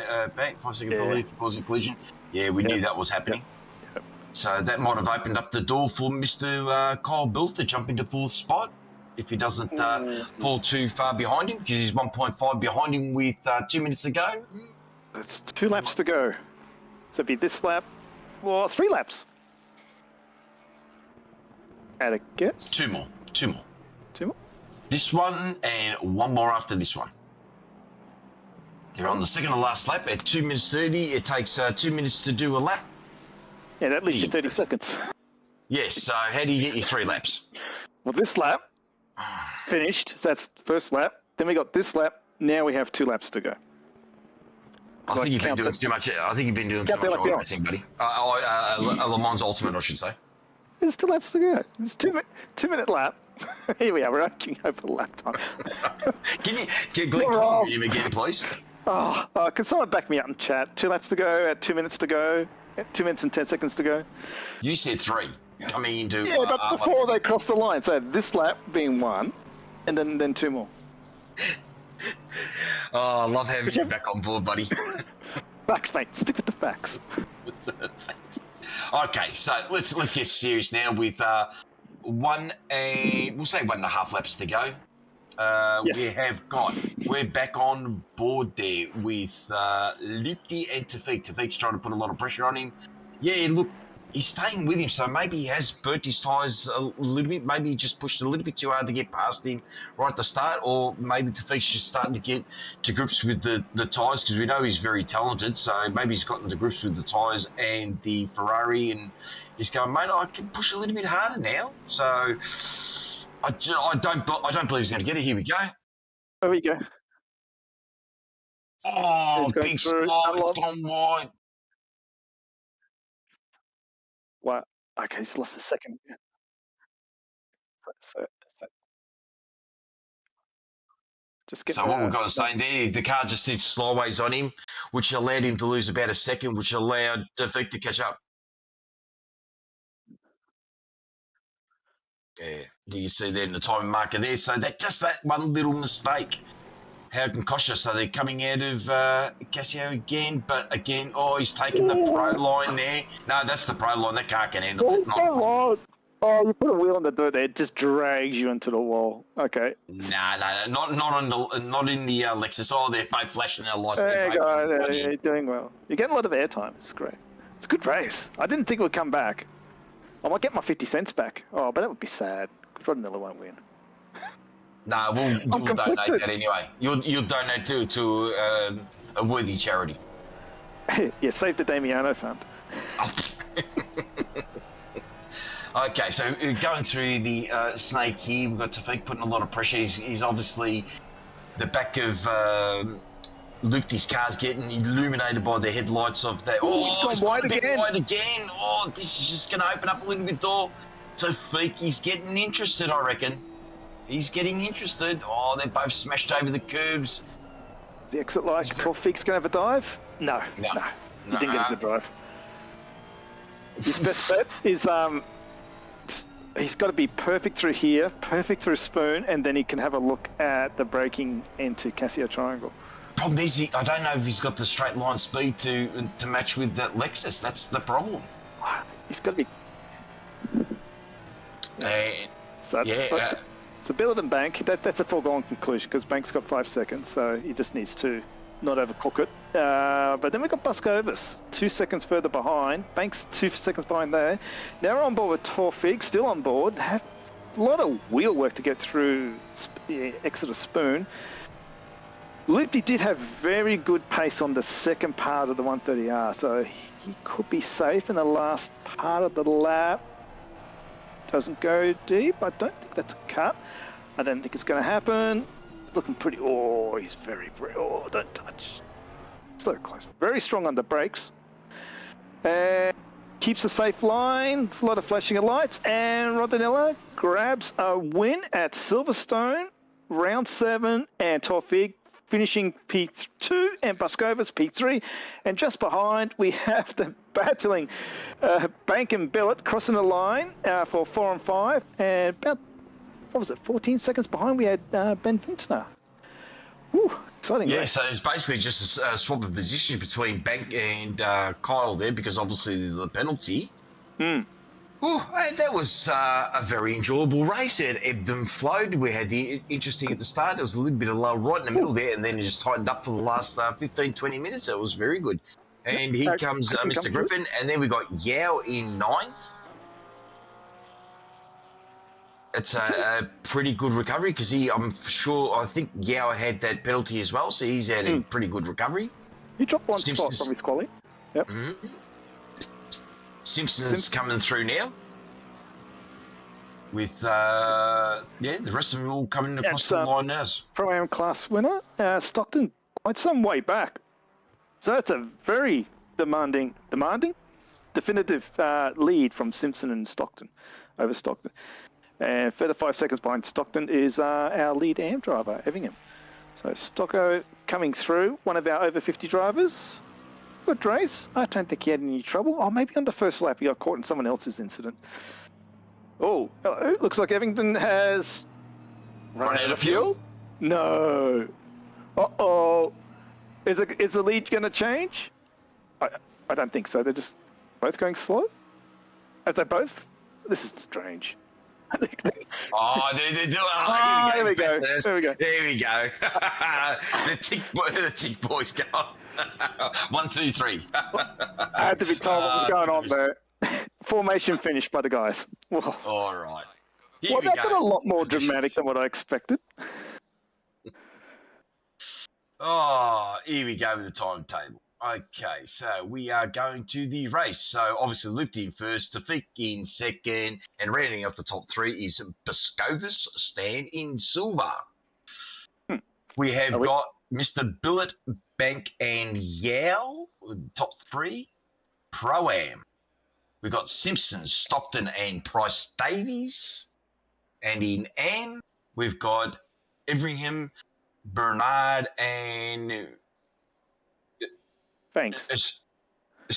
What was it, sorry? Thanks. Shona. Yeah, thanks. In the only Ford. Ooh, in the only Ford there. So, I'd like to point out... What was your highlight? The Lamborghini getting fastest lap of the race. How? More weight. He needs more weight. Put more weight on it. Slow it down. That's amazing. My highlight of the race. Probably how close the top 4 were for most of the race. That was pretty good. And only 1 point of contact as well, which was at the end when you're going for it. That was my highlight of the race. Look, I think my highlight would have been, I'll go Loop to gun around the outside of Tafik on the inside, especially going through turn 1, turn 2 there. Even with fresh tyres, it's just so easy to get your tyre onto that outside ripple strip and get it to kick around. But, look, that was a pretty good move. I wouldn't necessarily say it was the overtake of the end, but it's going to be close. It's going to be close around the outside. Anytime you go around the outside of any car. Anyway, we will need to close this up because next is going to be iRacing. And, yes, we have got... Yeah, we've got Tim Goban, if I'm not mistaken, and Sean Muller to bring the procedures there for iRacing. Damiano, thank you for keeping me company and, make me sound like a complete another tool tonight again, as usual. Same. Nothing ever changes sometimes. Actually, we missed one thing tonight. We did not see a chicken under the bonnet.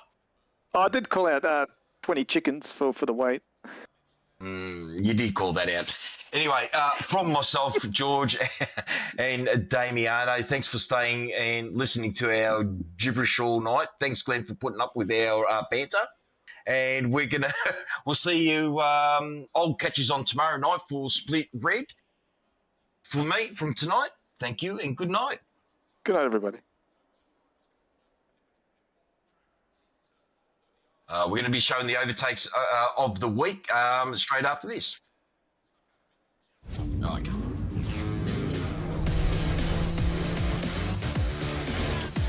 Click. Too wide in the cheater. Risky move, and that might have just cost him a possible run and opened the door for Loopty behind him. Look at him sniffing the backside of Zach there.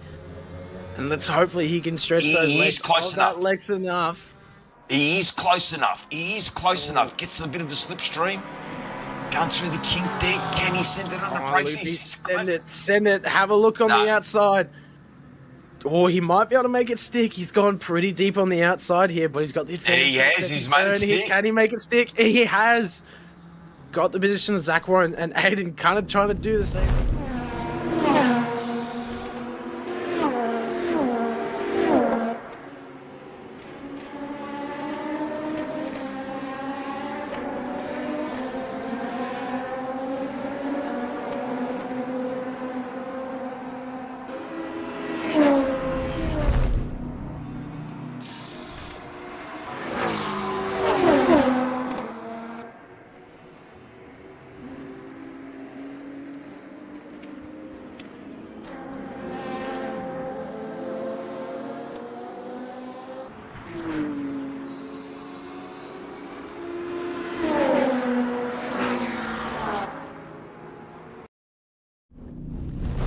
If I'm wrong, but I think these cars can do around 45 minutes on a tank, if I'm correct.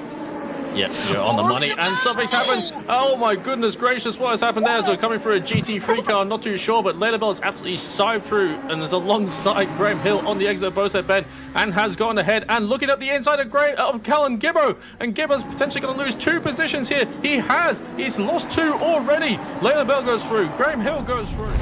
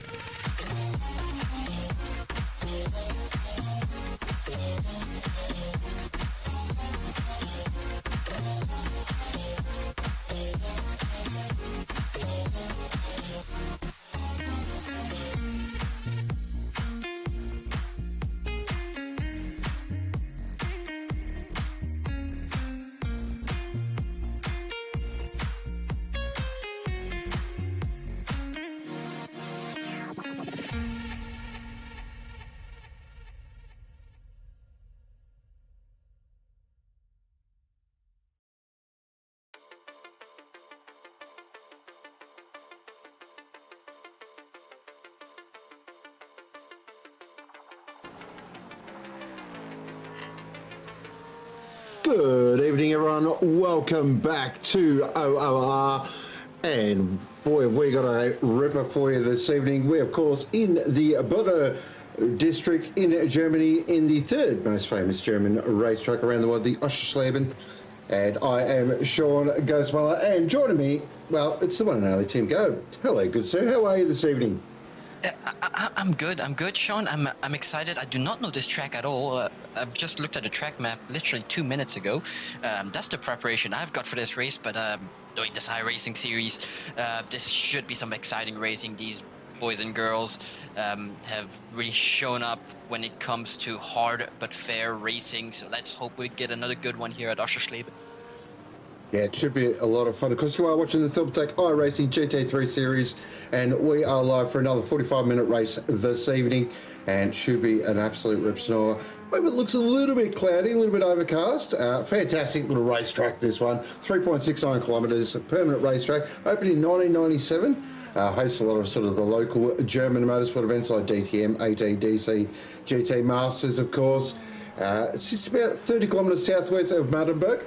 Yeah, really sort of industrial part of Germany as well, really sort of working class. I'm a big fan of this track. I think it's a little beaut. And really, especially in low power cars. Not so much sure about the GT3s. I'm sure they'll be having a bit of a tough time out there at the moment, but I reckon the Porsche is going to be pretty quick around here as Leo Dreyer goes straight to the top of the timesheets here with a 23.6. Very nice lap there, good sir. As Lucas Keys, the kid, now pops in a 23.6.8 something. Absolutely bugger all between the times at the moment. And Dylan Smith there in third and John McAdam in fourth. So 45-minute race, we know what happens, half fuel tank, so they will be giving us a pit stop as we're looking here at our Thermaltake weather wall. We've got a bit going, a little bit of wind out there, but not much, 23 degrees, just a beautiful, slightly overcast day really there too. Yeah, slightly overcast, which also means, well, two things. Tires are probably not going to overheat.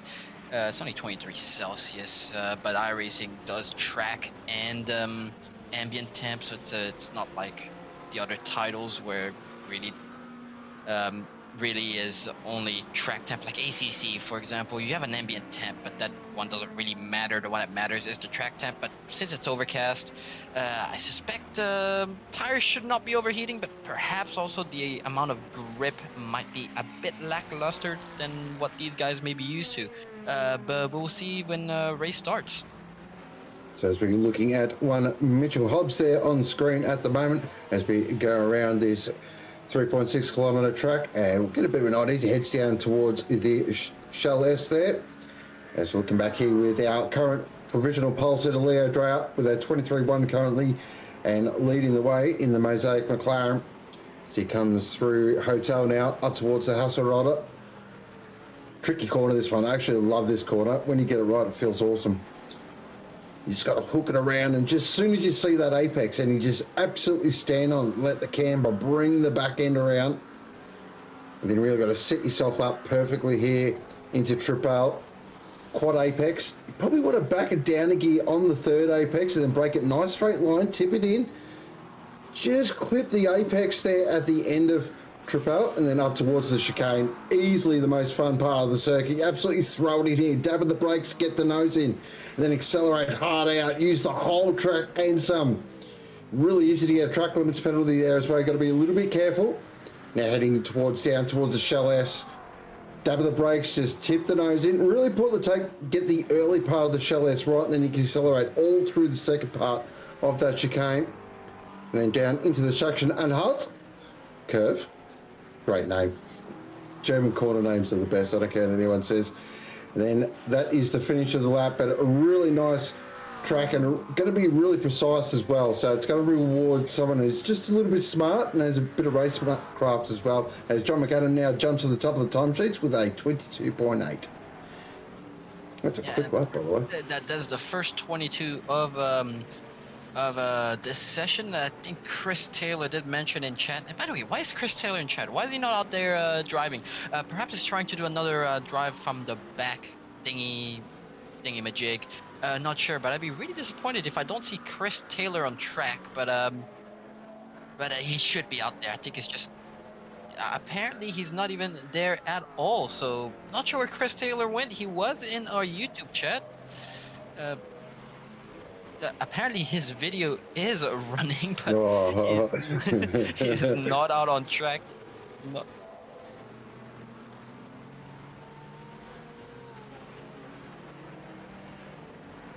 Oh, excellent. Oh, I like the sound of that. No quali more fun. I like it, Chris. You know I like what's it. more fun, Chrissy?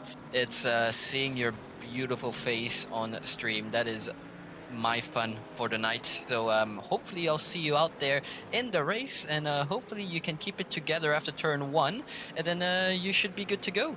But it's looking like we got another driver not actually qualifying. Benjamin Archer, apparently he is out there, but he's not qualifying as well. So Chris Taylor has a friend, and it's looking like Chris Taylor's once again not gonna start from the back as that Mustang goes a bit squirmy there, Lucas losing the Keys. rear end. But Lucas Keys 22.768. The kid strikes again. But he's not quite in clear. We have the likes of McAdam and Rodriguez really close behind, so he's probably gonna want to try and improve just a little bit more to try and stay ahead of these two. Yeah, definitely. But that is a fantastic lap from the kid. 22.7.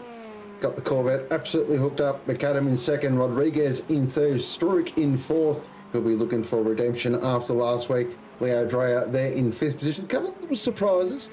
PJ down there in 11th position at the moment. Now, I do know Mr. Johnson does have a new rig, so he'll be breaking that in, I am sure. So we can allow for him to be a little bit off the pace. I know that feeling, breaking a new rig. A couple of little other notables there. Mitchy Hobbs there in 9th position. Former Australian cricket captain Michael Clark there in 8th. Glory Babby in 14th. That's a bit of a story unfolding there. 1.2 seconds off the pace as well. So we'll keep an eye on that. As Amronane now goes in the third position in the 221 Ferrari. And that is qualifying run and done. So it's going to be Lucas Keys on pole from John McAdam, Leo Dreyer just goes, I'll have that fourth position. Thank you. Lovely lap there in the clutch. And Rodriguez in fifth, Struik in sixth, Babby pops up into seventh, so nice little lap there at the end from Glory Babby. Morgan in eighth, ninth is Michael Clark, and 10th is Nicholas Carter with Mitch Hobbs just outside the 10. If you look at the times as well, the times are extremely close throughout the field that's out in quali. All basically within the 2-second barrier. Xavier appears to be struggling a little bit, but everyone else just seems to be within that 2-second barrier.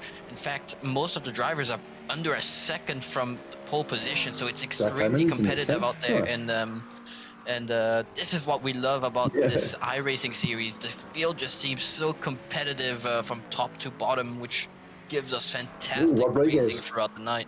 Purple sector. Rodriguez currently purple on the second sector. Let's see if he can get a purple third sector as he goes through the final corner now. What will he get? Will he be able to take it from Lucas Keys as he crosses the line? And unfortunately not quite enough to get Lucas Keys, but very close. Does manage to get second position and jumps like 3 spots. So that's a fantastic lap from Rodriguez. And if you see Rodriguez in the race, he will battle for that lead, and I suspect he might be able to jump. But we're looking at Jaden Rondinella, the last car on track side of time, as he disappears, and apparently we probably run out of time there. Poor Lupti indeed, as Glenn says to us. Oh, did he? He did, yes, fresh off a split yellow win, so he'll be chock full of confidence, but he's going to have to get to work because he's going to start towards the back of the grid. So that's going to make his day very difficult. Of course, OSCHERSLEBEN, very difficult track to pass as well. So going to have your wits about. You've got to be really patient around here. I've called a couple of races around this place, and it has a tendency for incidents. So just got to be a little bit smart as we're recapping our qualifying results there. So it is Lucas Keys leading the way from Pedro Rodriguez, McAdam, Amor Naeem, Leo Dreyer, Joshua Struik, Glory Babby, William Morgan, nice job there in 8th position, Patrick Johnson there in 9th, Jackie Hammonds in 10th, Michael Clark there in 11th, Nicholas Carter, Hobbsy, Dylan Smith, Alistair McLeod, Luke D, Farrell Ziva, and Chrissy Taylor bringing up the rear. I'm keen to see what Chris can do from the back of the grid. That's going to be a lot of fun to watch. That should be very exciting. It's your I hope so. That's what we're here for. Exactly. Got a feeling we've got a quality, not a quantity grid this evening. There are some pretty quick drivers out there, so I reckon we'll get a pretty good race this evening. Yeah, we should get. We usually always get a good race on iRacing Day. Is Chris Taylor? I'm not sure. Oh, my man! Look at him. Fantastic. Great to see. Supporting. Well, not supporting. Going through pain. That is wearing that. We do it every week, though. We are sad individuals, us as supporters. We are gluttons for punishment, but great to see him representing, and that's stick fat. We'll be right. We'll come good eventually. A bit of grit. Yeah, you know what? I do not understand any of it, but I'm just gonna act like I've understood what you've said. But Benjamin Hignett in chat. I go for a football team in WeStar. Oh, yes. If I could attend. Well, where are you, Benjamin Hignett? You're in YouTube chat, but you're not. Patrick has a helmet on this week. Where is Patrick Cam, please? Oh, Ben? wow. I'm begging you. Patrick Cam, here we go. I need Patrick Cam right now. Oh, yes. Yes, that's what we're talking about, ladies and gentlemen, right there. Now, that is immersion 101. He has gone the full Jimmy Neutron Stig setup. And look at the breathing as well. We've got the deep breathing. He's focused here, PJ. That is amazing. That is amazing. Surely that's an extra 10. That's got to be an extra 10th or two. It has to be. Proper race car driver Patrick Johnston. That's why he's so slow. Yeah, that's why he's in P9. It's because he's got the helmet. It's a handicap. Look, you know what gets me? It's the visor down. That's the one part I get. Yeah. Gotta be sweating in there. Full commitment. I can't imagine the pool of sweat he's gonna be in by the end of this race. Oh, that is glorious. Absolutely glorious. Oh, you love to see it. We need more of these. Oh, yes. Christian Bacon does bring up a good point in the chat there. No Hans device. We'll get the stewarding team. If they could look into that, please. We'll need to get that confirmed. And it doesn't look like that is done up either. Oh, there could be drama here. Getting shades of Bathurst back in the day. Helmet not done up. Oh, yes, good point. Has he got a balaclava on? We need to find that out as well. Fire protection, of course, very important in sim racing. Dog. Making a name for himself. We love to see it. And here's the kid, as per usual. Very good, Kickers. Very good. We're now going side by side as we're approaching the final corner now. Safety car will pull into the pits, and then Lucas Keys will get control as the safety car does pull into the pits. Now Lucas Keys has to wait for the safety car to cross that pit line. As soon as the safety car crosses, he should be able to go just right about now. So now Lucas Keys has control of the pace. He can go whenever he wants. And interesting. Rodriguez, interesting there. Right there, actually, Rodriguez gets the jump on Lucas Keys and will actually get the outside and into the inside after the first corner. And Rodriguez gets a very good start there into turn one. They go, and now Rodriguez will be on the inside in his big Ford Mustang. And Lucas Keys actually leading positions as he's forced around the outside dirty area of the track where all that gravel is. And Lucas Keys actually horrible start for him as he is now in P3 getting jumped by Rodriguez and Dreyer. Certainly great start from everyone. A very clean start. Oh, a little bit of bump and grind. Hobbs is gone. Hobbs is in the wall in the background. Oh dear, he's having some shocking luck at the moment in the Valvoline Ferrari. I just saw there in the background, and it looked like there was a little bit of argy-bargy back there, so back to the back of the field. Now looking here at Chrissy Taylor at the moment, trying to work his way through the field from the back of the grid. There was definitely contact there in the back of that pack there. Not too sure what happened, but that is really unfortunate there for Mitch Hobbs. We've got a couple of Porsches going out here, Struik and Babby. Heading down now to the Shell S, and that's a lovely move there from Struik. Oh, yes. That is Porsche 101 through there. Absolutely beautifully done. It's a nice, tough fight here. We're going to see what the Porsches can do. I'm really interested to see. I've got a feeling they're going to be a bloody good race car. Maybe not a quick qualifying car, but I reckon they might come in strong in the race. Oh, in the background, what's going on there? Oh, we've got a spin on the straight. A spin on the straight. Alistair McLeod has gone around. I'm not too sure. But there, that looked very dodgy there in the background. Couple of bumping and grinding cars. Never good on a straightaway. And I'm sure our team will be looking furiously into that. Back up the front there, President Rodriguez has got a 0.7 of a gap. He has got the lead over Leo Dreyer, Lucas Keys and McAdam and Name A5 at the moment. Looking here at Joshua Struik leading this second pack with Babby, Morgan and Johnson as they head down towards this really tricky section of the racetrack. Oh, God, Babby's gone. Babby's done his best Porsche moment, and that is out in the weeds building sandcastles. Really unfortunate there for Babby. So OSCHERSLEBEN has definitely bit hard early. Got a replay here.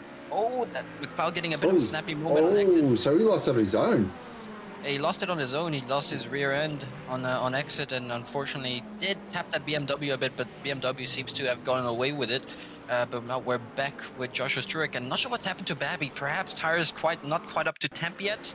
And like I said, it is so. There we have Babby now. So you see, he's turning in. He's coming into the corner. Oh, Porsche moment. For the apex, he just loses the rear, and yeah, Porsche moment, and perhaps just driving a bit too hard for the current tire temps. As Diables, yes, everything is kicking off for this race. We always have fantastic content here on iRacing, and it's only been 3 minutes into the race. We still got 42 minutes to go. So this will get exciting. I promise you, it will definitely get exciting. Even if we do have a smaller field there, which is surprising. OSCHERSLEBEN is one of the few free tracks we get here on iRacing.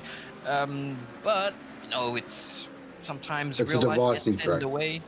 It's I perhaps think people don't enjoy it too much. I know that there is a certain Mr. Hignett that is not a fan of this place at all. So that is why I believe we're not seeing him out on the grid. And it is, well, yeah, it is one of those circuits. It is quite divisive. I'm a big fan, but maybe in a GT3 car could be a little too small, some would argue. But what it does provide is some fantastic close racing action that we're seeing here at the moment. And we're looking here currently at Amonim, currently in fifth position with Joshua Struik right behind him, that beautiful Castrol Porsche, and doing a great job. We'll see what, as I said, I'm going to keep an eye on that Porsche throughout this whole race because I just want to see what it's like as a race car and just the way, the attitude of the car as well. Struik is absolutely wringing the neck out of this. Geesh has entered Geesh mode. Now, can he just keep his wits about him? He's just had a couple of little cheeky errors that have just undone some really good work in the earlier rounds. So hopefully he can put together a nice performance this evening. So it is Rodriguez still leading the way. 0.8 of a gap over Leo Dreyer. Lucas Keys there in third position. John McAdam in the big bad Mustang there in fourth. Aim in fifth. Struik on screen at the moment, currently in sixth position. And seventh is William Morgan. Patrick Johnson in the full race suit, if you don't mind, umpire in eighth position. There he is on screen at the moment. Look at this guy. I mean, that is commitment. That is passion right there in a picture. And I love the head turn. The head turn gets me every time. He's dialed in. He's got Michael Clark. Bit of a gap to Michael Clark, so he can actually settle in now and just start pumping down at some laps. And you never know, it's a long race. Looking back here at Chrissy Taylor, who's representing the Mighty Bombers. They're a footy team, by the way, Gobby, and they're shit.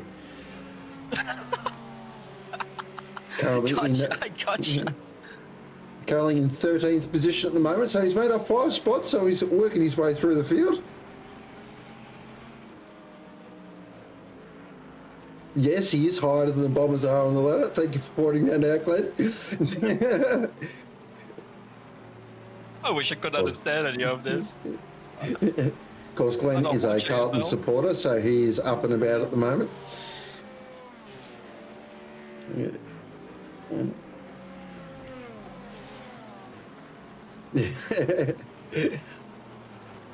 So still got just only 6 minutes into the race, so plenty of action unfold here, and we are seeing something happening here. So Leo Dreyer is just falling into the clutches here of Lucas Keys. So the kid in the 22 Corvette just starting to wind it up now. He's seen enough. He's had a look. Now it's time to go into attack mode, and we are back with finger cam. Yes, we are back with finger cam this week. He's a tongue-out person too. Have you noticed that, Gobby? He is a tongue-out person when he's focusing. I've noticed that about him. He's got a bit of the MJ going on there. You know, he's that is a focusing, reference. tongue out. Yeah, exactly. It's a Michael Jordan reference for the younger viewers. I'm just not sure on the Corvette. I just can't warm to it as a GT3 car. Yourself? I like it. I like the way the Corvette looks. I mean, it sounds all right. It just doesn't sound American. America. Talking about American cars, I'm not sure if you've seen more clips of the Ford LMH/LMDH car. I forgot which one it was. I don't understand these Le Mans hypercar classifications. Sounds absolutely fantastic. That's how an American car should sound, and that Corvette does not sound like that, fortunately. But I feel like it'd be pretty good here. Does not quite have the top-end power of some of the other cars, but I heard it is quite a nimble car. And this is the type of track that appears to be the type of track where, you know, you want a nimble car. You don't really have the long straightaways to get away with some of the cars that have more power. So perhaps these Porsches, these Corvettes, you know, especially being rear/mid-engined. I think the Corvette is mid-engined, if I remember correctly. Perhaps these are the type of track where these cars would be a bit stronger. But we will see.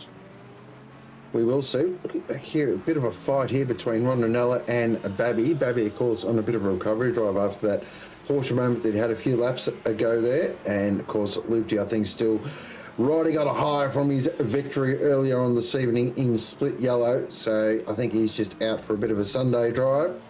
And Chris Taylor just up ahead there in 13th position at the moment. Yeah, well, it was interesting. You are talking about that Ford hypercar, or the LMDH, whatever they want to bloody call it. Yeah, it sounds glorious. Look at it. Back up Lucas Keys here, though. Thought he was going to have a bit of a sniff there into Hotel, but thought better of it.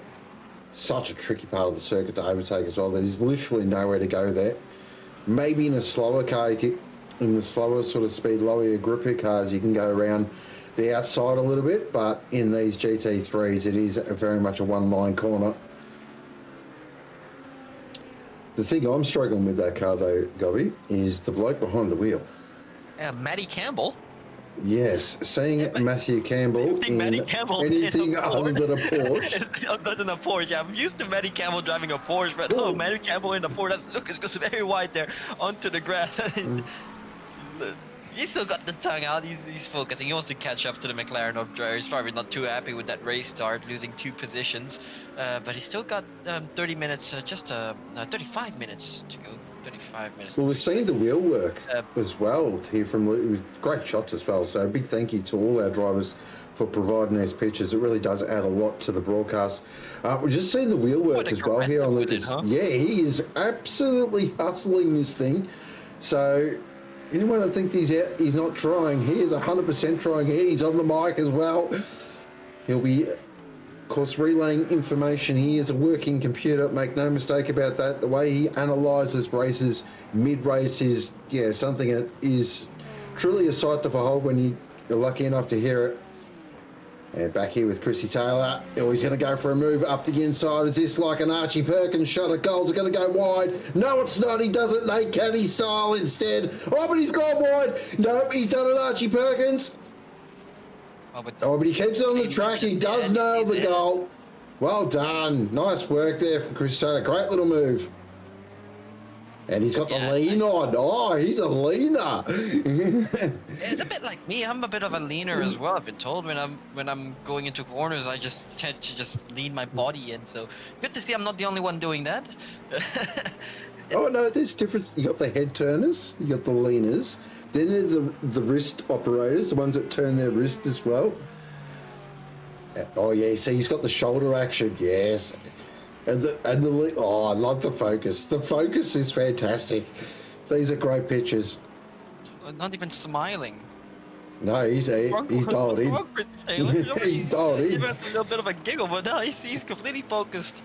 Wants to get as far up as he can. He's now in 12th position, so he's made up 6 positions from where he started already. Babby had a look.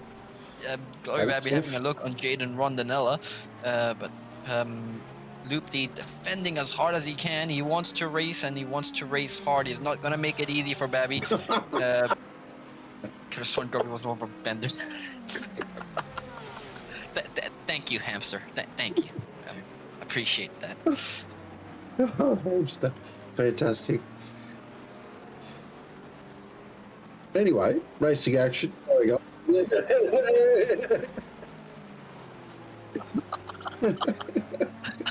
Oh, this broadcast has been something already. And we're only 12 minutes in. Fantastic.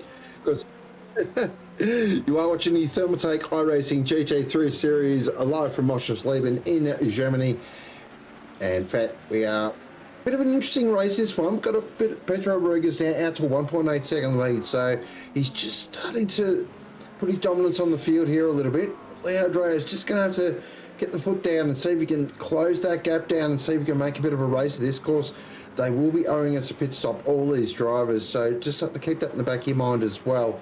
And Lucas Keys there in third position. Had a couple of little sniffs at Leo Drea, but hasn't been able to make it stick, and you can just see he's really having to hustle the car to keep up with the Ford and the McLaren around this circuit. And then John McAdam in fourth position in the Mustang, just been biding his time. Just been waiting for a little moment. Then Joshua Stewart in fifth position in the Porsche, doing a nice job there at the moment. And then William Morgan and Emerald Neem in sixth and seventh. And then Patrick Johnson there in eighth position. And then ninth is former Australian cricketer Michael Clark, of course. And then 10th is Dylan Smith. They're currently looking on screen at the moment at Rondinella and Babby. And it's still going out. Oh, Lucy went a little wide, and Babby said, oh, I'll have a piece of that.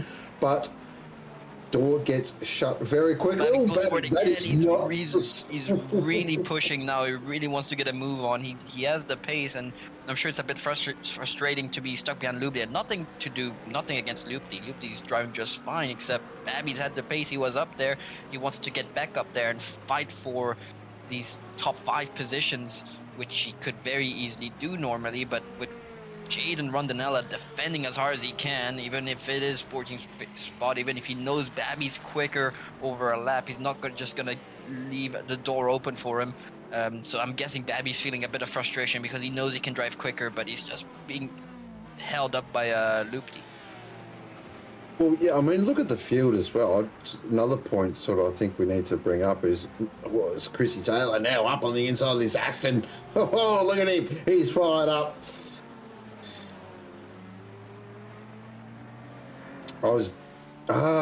Thank you. So we're getting word through at a bit of a naughty, a bit of a slowdown. So he's been pinged by the stewards for track limits. Another circuit, they're very easy to get track limits around here as well. Oh, hang on. Babby's gone. Hang on. So Babby's in the pits. I just saw Chris Taylor went on the grass there a little bit at Hotel. So did he get that? Yeah, so that's definitely made things a bit interesting here as Jack Hammond's in the big bad ass and is trying to go around the outside, and Lukey's going to get involved in this as well. We're going to go a bit of 3-wide action. Lukey down the inside. Really tricky opportunity and gets the move done actually on Jack Hammond. So it's completely sideways for Jack Hammond, and Lukey saw the opportunity, saw the 2 cars ahead of him battling. He's like, yep, I'll have a piece of that. I'll take that position from you. Thank you very much. And now he's going to try and follow Chris Taylor in. And this is a fantastic opportunity for Lukey to learn a little bit, having a driver he's first of all good friends with, and a driver that actually knows this track and has a lot of pace on iRacing, and now he can learn a bit. He can see, it's actually go for a move. Look, crazy. He doesn't want to learn. He wants to get through. He wants to get into the top 10. He's obviously come from split yellow, so he's probably not had much practice on iRacing as well, which may show why he's got a bit of a pace deficit. But now, after driving 15 minutes on track, and I'm guessing a bit of practice, he's figuring out the track, and now he's really starting to show the pace he has potentially here, and he's even giving Chris Taylor a bit of a run for his money, so this is good to see. What we did see there as well, though, the Porsche does not like to be overdriven. You've got to be very precise with it. As soon as you start with a Porsche, as soon as you start respect, attacking curbs and really ripping on the it goes, I don't like that, thank you. No. Just got to back it off a little bit. Just be nice and smooth with your inputs. He'll make that gap back up, I'm sure. But Chris Taylor is fired up, though. He's up to 12th position now, so he's up 6 spots. Oh, Lupti goes wide onto the rest. Not the line. That is definitely not the line. Now He's going to give a position up there. Actually, no, he manages to stay ahead of the ASSETTO of Jack Hammond. But yeah, you're absolutely right. The Porsche needs to be treated with respect. You got to be very smooth with the Porsche. You gotta have very smooth driving inputs. You can't be too aggressive with it, or else it'll just, well, as we've seen with the likes of Glory Babby, once you push it a bit too hard, it just tends to lose it. So I don't want to attack curbs like that, Lupti, not that car.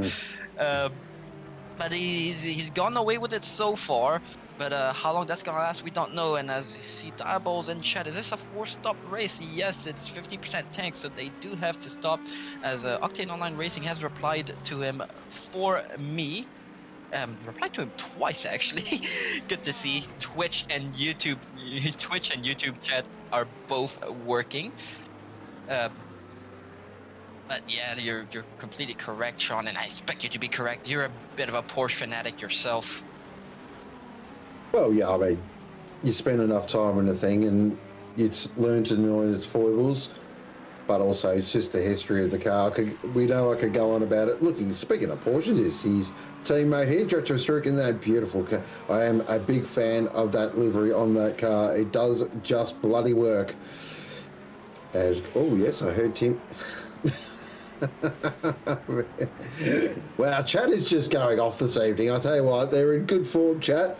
It is great to see. How tall is Yuki Tsunoda? 5'1", I think 5'1". Oh, he's actually shorter than me. See, I'm not that short. That's all right. It's good to be fun size, Gobby. It's okay. It is good to be fun size. I enjoy being fun sized. Short kings rise up.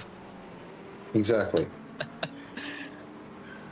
So Rodriguez leading away 1.8 seconds to the good. So that gap sort of just maintained around that 1.8, 1.7 mark. Kind of the whole race, really. It's sort of Leo's just trying to eke into it, but then Rodriguez is matching him every time he does. Then Lucas Keys in third, John McAdam in fourth, and Struik in 5 at the moment. Looking at Dylan Smith, Marco in 10th position. And he is working on the back course of former Australian cricket captain Michael Clark. And we won't be talking about the Australian cricket team for this broadcast. Bunch of useless overpaid flogs they are.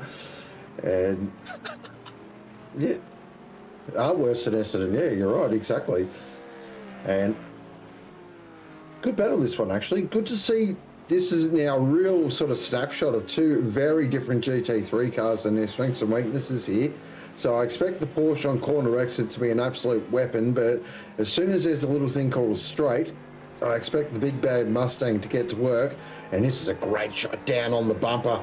You get to really see the little idiosyncrasies of this circuit. It's got quite a few little... Whoa, that is super aggressive pit entry there from Dylan Smith. A jump scare and a half. We're using the hood camera, and then all of a sudden, a bit of a jump scare. I thought he was going to take out the Porsche for a second there, but no, he was just jumping into the pits. But now we're back with Jack Hammond, and that is still Lupti in front of him, and just ahead. Chrissy Taylor not actually pulling the gap. I was expecting him to pull. So still a chance there. There's definitely still a chance. But yeah, a lot of these drivers starting to pit now. It's about 20 minutes into the race. So yeah, this would be around the time these drivers would start pitting. Would have thought they'd be able to go a bit further with 50% tanks, actually. Surely like 25-30 minutes at least.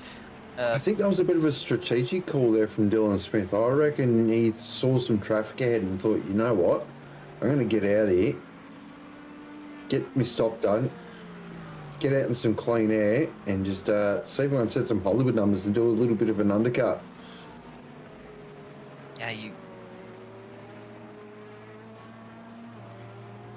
Yeah, that's a good chance, but Babby just seemed to have come in very, very early as well, so hopefully he has enough fuel. I mean, he is driving a Porsche after all. If you want a fuel save, it is... McAdam as well, because he just went purple. He just set the quickest lap of the race then, so maybe he's got something in the kit bag now. He's decided to show his hand. These gaps are just there in that sort of 1.5 second mark, so no one's close enough to... Yeah, this is very cagey, isn't it? Just got a little bit of that smoke and mirrors about it, this race at the moment. almost like that people just don't want to show their hand very much. Maybe they've got a little bit something extra, but they know there's still good 25 minutes to go, so you don't want to go too early. So looking at Lucas Keys hard at work here. Now, I believe that is the McLaren Fanatec wheel. Looks like McLaren Fanatec wheel that he's running there. It very much is, and he's driving a Corvette. Unbelievable. Oh. Huge if true. That is definitely a McLaren wheel. And I think he's had that wheel for a while, actually, Lucas Keys, and it seems to be reliable for him. I heard this wheel. It seems to be reliable for him.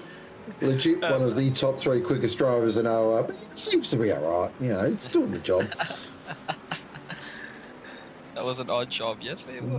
What odd job?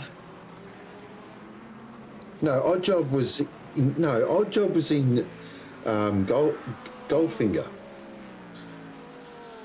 Yeah, you're talking about, I know Cam's, yeah, I know Cameron's talking about, he's talking about the plan. Of course, both fantastic Bond movies. Of course, Roger Moore. Of course, Roger Moore is the greatest Bond of all time. Don't at me. I will not be giving replies. So it is Rodriguez leading the way, 1.8 seconds to the good still. And Lucas Keys at the moment just watching him at work.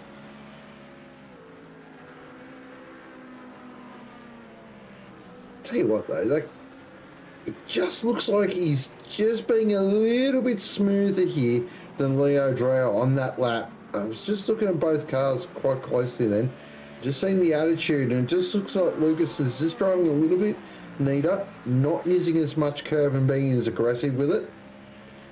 So maybe he's got a little bit more tyre underneath.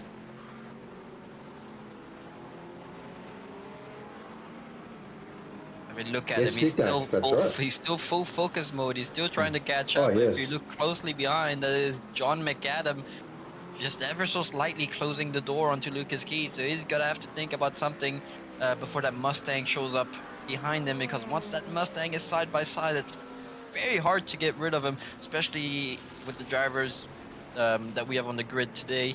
The likes of John McAdam, they do have the pace, and you can see that Mustang actually is closer to the Corvette than that Corvette is closer to the McLaren, and going a bit wide there. He's using as much curb as he can there, trying to just get up ahead, but he's just not quite able to close the door on that McLaren, and that Mustang just seems to be closer and closer every lap. So we should get some entertainment here relatively soon, I suspect. I wouldn't be shocked if Lucas thinks about a pit stop here. I definitely agree. I mean, it is 25 minutes into the race. There's 20 minutes of racing to go. This would be around the time a lot of these drivers are thinking about stopping. It's definitely possible. I've seen time. The longer you go, the shorter your pit stop is gonna end up being, with the amount of fuel you have to put into the car. So, I'm sure these drivers would want to try and go as long as they can, unless they're generally stuck behind the guy ahead of them. Yes, certainly.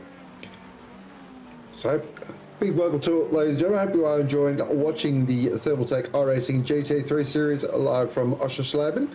Of course, if you are into your iRacing but you don't know where to start, next weekend we've actually got a bit of a free event.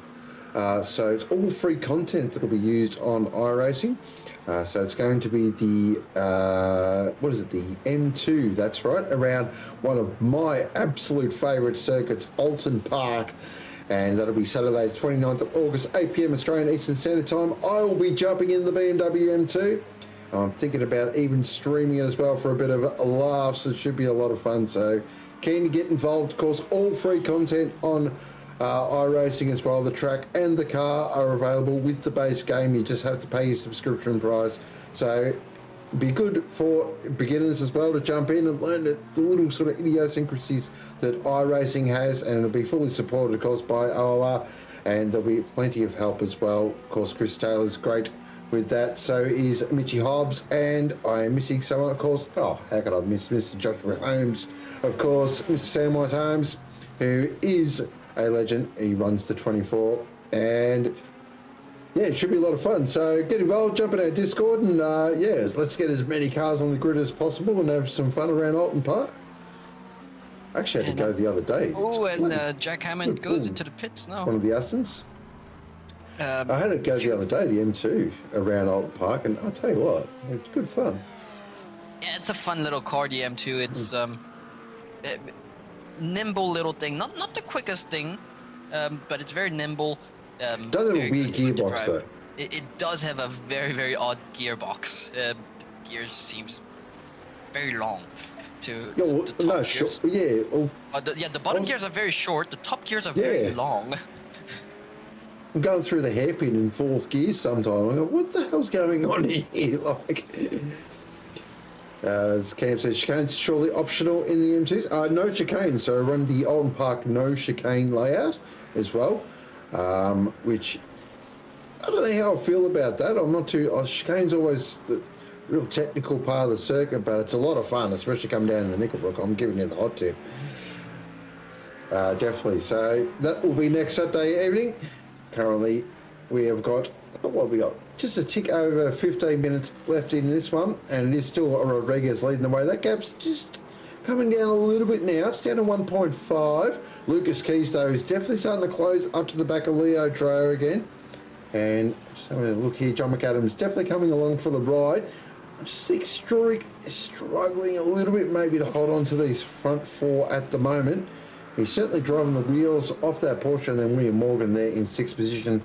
I think it's just in one of those sort of, I can't get close enough, but I'm just going to bank a solid day of points. I think that's his strategy for this evening. And in terms of our stoppers, now I know Babby stopped. Who else was our stopper there? Dylan Smith, of course, came in the pits as well. Hammonds, Mitchie, Hobbs, Zevabas have already stopped. The rest of these guys haven't stopped yet. It's almost 30 minutes in the race, so surely, whether it's this lap or next lap, these front runners should start thinking about pulling into the pits and stopping. But they're still out. They're still out, and now they're probably going for another lap, but with a half tank, I'm not sure how much longer they can go. But it seems like they're comfortably going to do at least 30 minutes, which means also their pit stop is going to be a lot shorter once they go into the pit. So that's strategy. And look at Jaden Rondinella actually catching up to Chris Taylor and actually putting a lot of putting some pressure onto the Corvette. That's surprising to see. I wasn't expecting Jaden Rondinella to be as competitive as he is right now, but he seems to be doing very well for himself. And it's not as they both come into the pits. And it's nothing to do against Jaden Rondinella. It's just he's driving ACC and then he's jumping straight into iRacing. Two games that feel completely different to the way you drive the car. So he'd still be hardwired to drive ACC. But if he can jump between the two and still drive the way he does, it's very good to see. Oh, it certainly is. I've always tipped my hat to these drivers that can jump from sim to sim and be on the pace straight away. It takes me a lot longer than a couple of laps, so I'm letting you know that. I actually jumped on LMU the other day, and for the first time in nearly 3 weeks, and very rusty, very rusty. So it's not easy to do. It is absolutely terrible pit exit, this one. That little corner right there catches everyone out. That is basically a 90-degree, and you come straight out on the racing line as well. Definitely not the world's most well thought out pit exit, that's for sure, here at OSCHERSLEBEN. Yeah, I definitely agree. That looks very awkward. And it's that final part. It literally is a right angle. You have to take it in first gear. Yes. It's a 90-degree corner. But now we're back with Lucas Keys currently. Oh, here we go. Important stops here. Has jumped into the pits, and Patrick Johnson jumped into the pits as well. Now we've got Struik also into the pits. Now they're exiting the pits now, and I suspect Lucas Keys and Rodriguez will pit this lap as Patrick Johnston with his race suit. He's got to be sweating in there. He's doing it for the camera, but he's got to be sweating horribly in there, especially if it does not have a fan on. But I don't even think a fan's going to help much. Well, wearing we say gear that. like this. He is in Tassie, and it's not exactly. I'm in Melbourne at the moment, and it is absolutely horrible here today. So I can drop a couple of degrees, and that'd be Tassie's temperature. I reckon he'd be nice and toasty in there, personally. You know, I forgot you guys are on different seasons than I am, because I'm living in the northern hemisphere. Oh, a bit of flashing there. That BMW was not too happy. But I forgot it's winter for you guys. It's summer for me. So I'm just thinking, oh, it's summer. He's got to be sweating in there. But yeah, no, if it's winter and it's like, what, 5 degrees, then yeah, I'd understand. I'd understand it being fine to drive. But Rodriguez now in the pits. Lucas Key's actually opting to stay out. So Lucas Key's now provisionally in the lead, with McAdam still close behind. But let's see if he can jump Dreyer as well. This will be interesting, this lap here. Just watching this lap here from Lucas Keys. This is very much an in-lap. He is super aggressive all of a sudden. Look at this, just nailing apexes here. Nice and controlled on the exits as well, not sliding the rear of the car. You are 100% correct there, Hamster. And he's doing a lovely job here. Now, will this be an in-lap, or will he go one more lap? This will be interesting as he come down now into the Shell-S. And he's got McAdam right behind him. McAdam's sensing something here as well. A little bit wide there, kicks up a bit of kitty, but that's fine. Play on. Does he come into the pit lane? Yes, he does. Come in and McAdam follows him in. Very aggressive on the turn as well. He can sense something here, Lucas. I was just that lap. He just all of a sudden turned the wick up, and so did McAdam. They just both absolutely went for it. So that maybe they can sense an opportunity here. So we'll keep an eye. This is going to be very, very close indeed. So Rodriguez is the first of our stoppers. Andrea, Struik, Morgan. They're sort of, I think, the three that are going to really dictate this race here. And then once these stops happen, we'll get a cleansing of the field and we can get a real picture of where we're at. And Naeem pops in as well. So here comes Rodriguez. I think he's fine. He had the gap. We'll be fine. Oh, maybe not. Here comes Lucas Keys. Oh, hang on. What's going on here? Has Lucas Keys brought a bloody master stroke? Oh, it's very close. Lucas Keys is on his rib upper, and they've absolutely jumped Leo Dreyer. So did McAdam. I told you. I bloody told you. I knew he was cooking something up. This is classic Lucas Keys right here. And all of a sudden, here we go, ladies and gentlemen. We've got a race on our hands. What a fantastic little bit of driving there from Lucas Keys. Great little bit of strategic thinking, and he is back in the ball game, and McAdam is right there as well. Here we go. Wow, just when I thought this was going to stream along and just be a nice cruisy finish, Rodriguez was thinking, no. Lucas Keys, no, we'll be having none of that. I'm going to make you work for it. I almost got Rodriguez as well. That was extremely close, especially with the gap Rodriguez had to him. And that is just what happens when you pit later. You just don't have to put as much fuel, so you save a couple seconds on your pit stop. And this is what a couple seconds gives you in the pits compared to your rivals. So very good stuff from Lucas Keys. Oh, yeah, excellent stuff. Great stuff from McAdam as well. He sensed that, which was really good. He thought, okay, if Lucas is onto something here, I'm going to follow him here. And he's got himself into third position. So a spot on the podium, and now we're really going to see a race. And look at it, it's the classic American rivalry as well. Corvette versus Mustang. Get your chewing tobacco out, get your moonshine out, put your feet up. We're going to see a bit of NASCAR style racing, boys. That's to make up for last week, Gobby. Thank you. I really do appreciate it. I forgive you. That's the good old Ford versus Corvette versus Ford. So we've got 3 American cars on the podium right now. So it's good to see. It's good to see. Love to see it. Piers is absolutely sending it now. He wants to win. He's had the pace so up in so many of these races, but just unfortunately with mistakes has always had to do recovery drives. But this race seems to be As I say, that goes onto the gravel. Nice curse there from Gobby.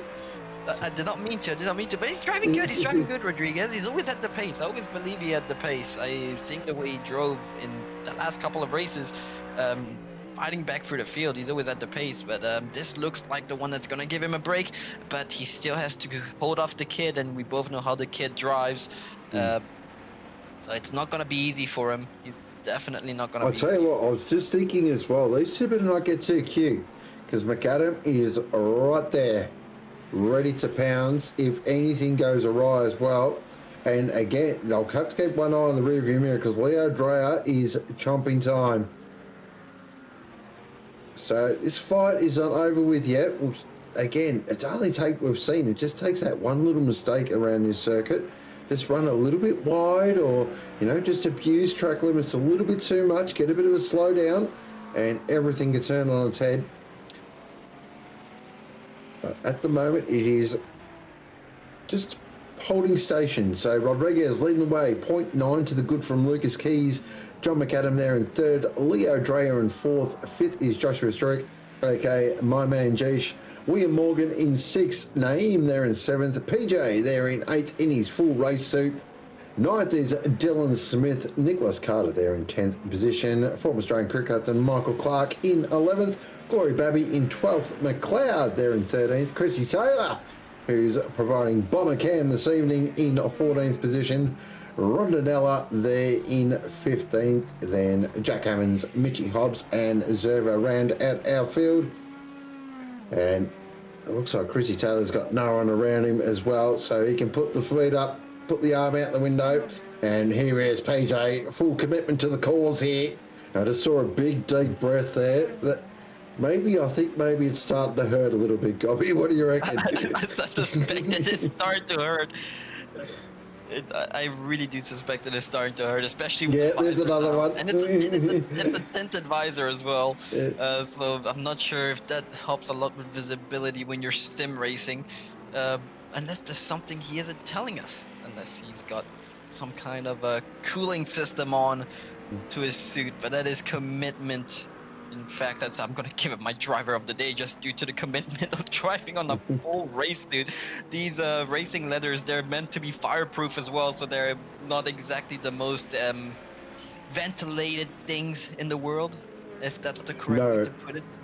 No, they're not. Nomex is not designed to breathe. It's designed to protect you from getting burnt. Exactly. I mean, it saved Romain Grosjean, if you remember the big incident that Grosjean had. And if you've seen the fire he was into, that's the kind of stuff that these suits are designed to withstand. So I don't think he's getting much ventilation in there.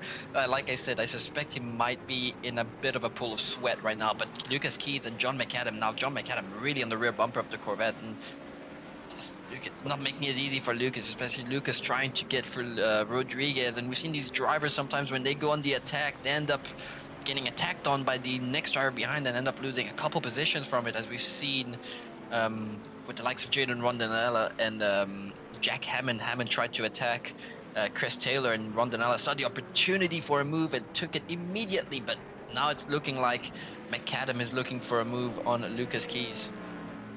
Well, the thing with this circuit as well, because it's a lot of medium speed corners, corner exits are so crucial. And if you do run that little bit wide, it just saps that 5-6 kilometers off your speed and feels so good when you absolutely nail it. Now down into Hotel, really tricky braking zone here. You've got to brake it in a straight line, let the car drift out a little bit, then let the camber hook the corner back in and absolutely hit the throttle. Now off towards Hasselrode. Just a classic sort of German cambered corner. You've just got to ride the inside of the corner. Again, use the camber. It's so important to use the camber on the circuit. Now down in the Tripel, you just want to let it drift a little bit wide, dab at the brake, back down a gear, and then brake it nice straight line. Now, a couple of little lines through here. You can run it out wide, then tuck the nose in, or you can run that really tight line as Lucas did there. Now off towards the chicane. Again, dab of the brake, tuck the nose. Oh, a little bit of understeer there from McAdam. You could just see the Mustang was said, no, I'm not turning in. What are you talking about? Apex, where?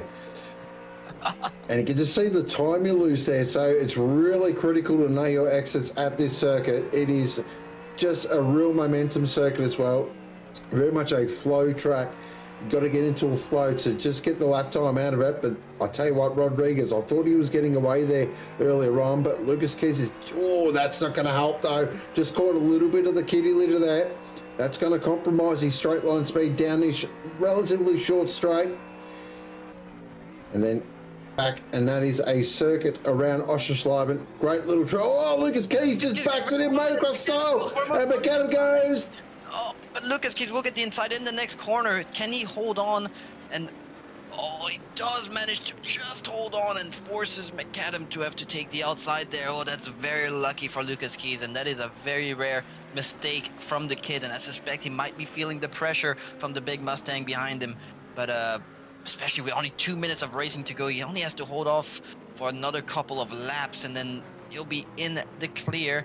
But at the moment, it's looking like Lucas Keys will have to defend for his life to hold on into second position. I don't think the hunt for first is quite still on yet, unless Rodriguez does a significant mistake, and now he's gonna have to focus on defending his P2 and hold off McAdam. Yeah, definitely. I think Rodriguez has done enough here. He's drove a close to a flawless race. Definitely deserves this victory, and Lucas Keys is definitely going to have to make that Corvette very wide, chuck some collagen in the hips, I think, because we've got a big bad Mustang, and it could sniff a Mustang 1-2 here, which will be a huge result. We've got the white flag, so this is it. Here we go. One lap to get this done for McAdam.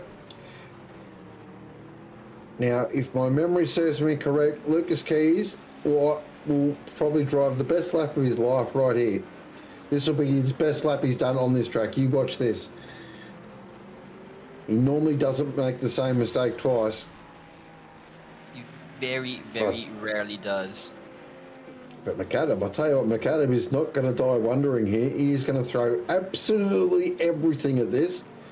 He is keeping the pressure right on. Lovely line there as well. That was a beautiful line. Got that nose tucked right. He's trying to square off the exits as well and use the maximum power he can out of that Mustang. The Mustang maybe does have a slight horsepower advantage over the Corvette. If he's going to use it, now's the time. He's right in the toe. Pulls the nose out for a bit of how you going. Has to tuck it back in though. I think Lucas might have done enough here. Virtually impossible to pass from here on out. So it is going to be Rodriguez is going to take the victory with an absolutely fantastic drive. Flawless drive from Rodriguez. And Lucas Keys looks like he is going to hold on to second position. But Rodriguez takes the win. Great drive. Lucas Keys will take second. McAdam in third. Great drive from both those drivers. Dreyer will finish in fourth. Struik in fifth. William Morgan in sixth position. Nice drive there from William Morgan. Pretty much didn't see him the whole race, which tells you he's had a good day out. Naeem will finish in seventh. PJ in eighth position. Driver of the day by a mile. There he is. There is a man under there. I bet you that felt amazing. Out goes the helmet straight away. He's like, I'm done with that. I'm over it. He's got the earplugs in. It looks like he's got earbuds in for earplugs. Oh, that's good. Yeah, that's high quality. High quality right there. Great drive. Dylan Smith will finish in ninth. 10th will be Nicholas Carter. Former Australian cricket captain Mark Clark in 11th. Glory Babby there in 12th. McLeod in 13th. Chrissy Taylor and the Bombers. Guernsey, get around and go Bombers. We're going to win on Sunday. Don't you worry about that. Chrissy's already given us the good luck charm. Great stuff.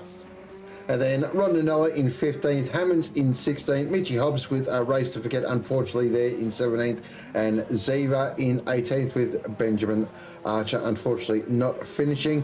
But that is the Thermaltake iRacing GT3 Series run and done. That was a cheeky little good one. Yes, as we always get with this series, due to how strong the field is throughout, how strong the grid is. Overall, you always get some fantastic racing, and it's every race it feels like have gone down to the wire. In iRacing, we might have had one or two where the guy in P1 has got off and got himself a comfortable lead, but most of the time it's always gone down to the wire, and this is why I love this iRacing series. If I'm going to be honest, it's just hard racing throughout the night, from the start till the end. There's always action going on, and that's just fantastic to see as a viewer. Certainly is. It is. It's great to watch, definitely.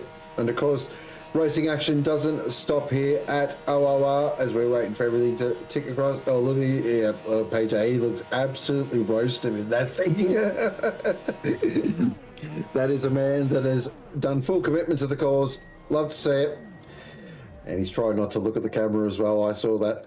So there is a recap of our results. Rodriguez taking the win. Congratulations. Great drive, really. Absolutely flawless drive. Lucas Keys in second. John McAdam in third. Leo Dreyer there in fourth. Joshua Strick there in fifth position.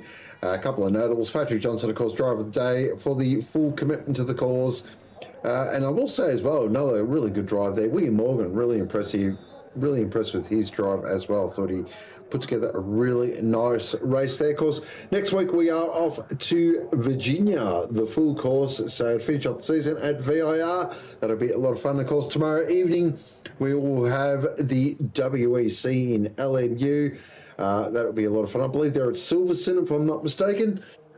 That'll be also a fantastic race to watch, great circuit. And then, of course, the world famous, the one and only Split Blood, Split Red, Split Penalties is back for another race. And they're going to be around Suzuka. Yep, grab your popcorn. I reckon that's going to be rips and all up. Final thoughts there, Tim, before we sign off for the evening? No, like I said, this iRacing series, I love commentating it. I love commentating with you, Muller. And it's always great fun having you in the box, and it's just very happy to see you back here and back in some commentary action. It's just always an honor to commentate with you. But apart from that, no, that's all from me. Well, excellent. Well, make sure you do join us tomorrow evening for more racing action on OOR. But other than that, signing off for now. And as always, you've been watching OOR.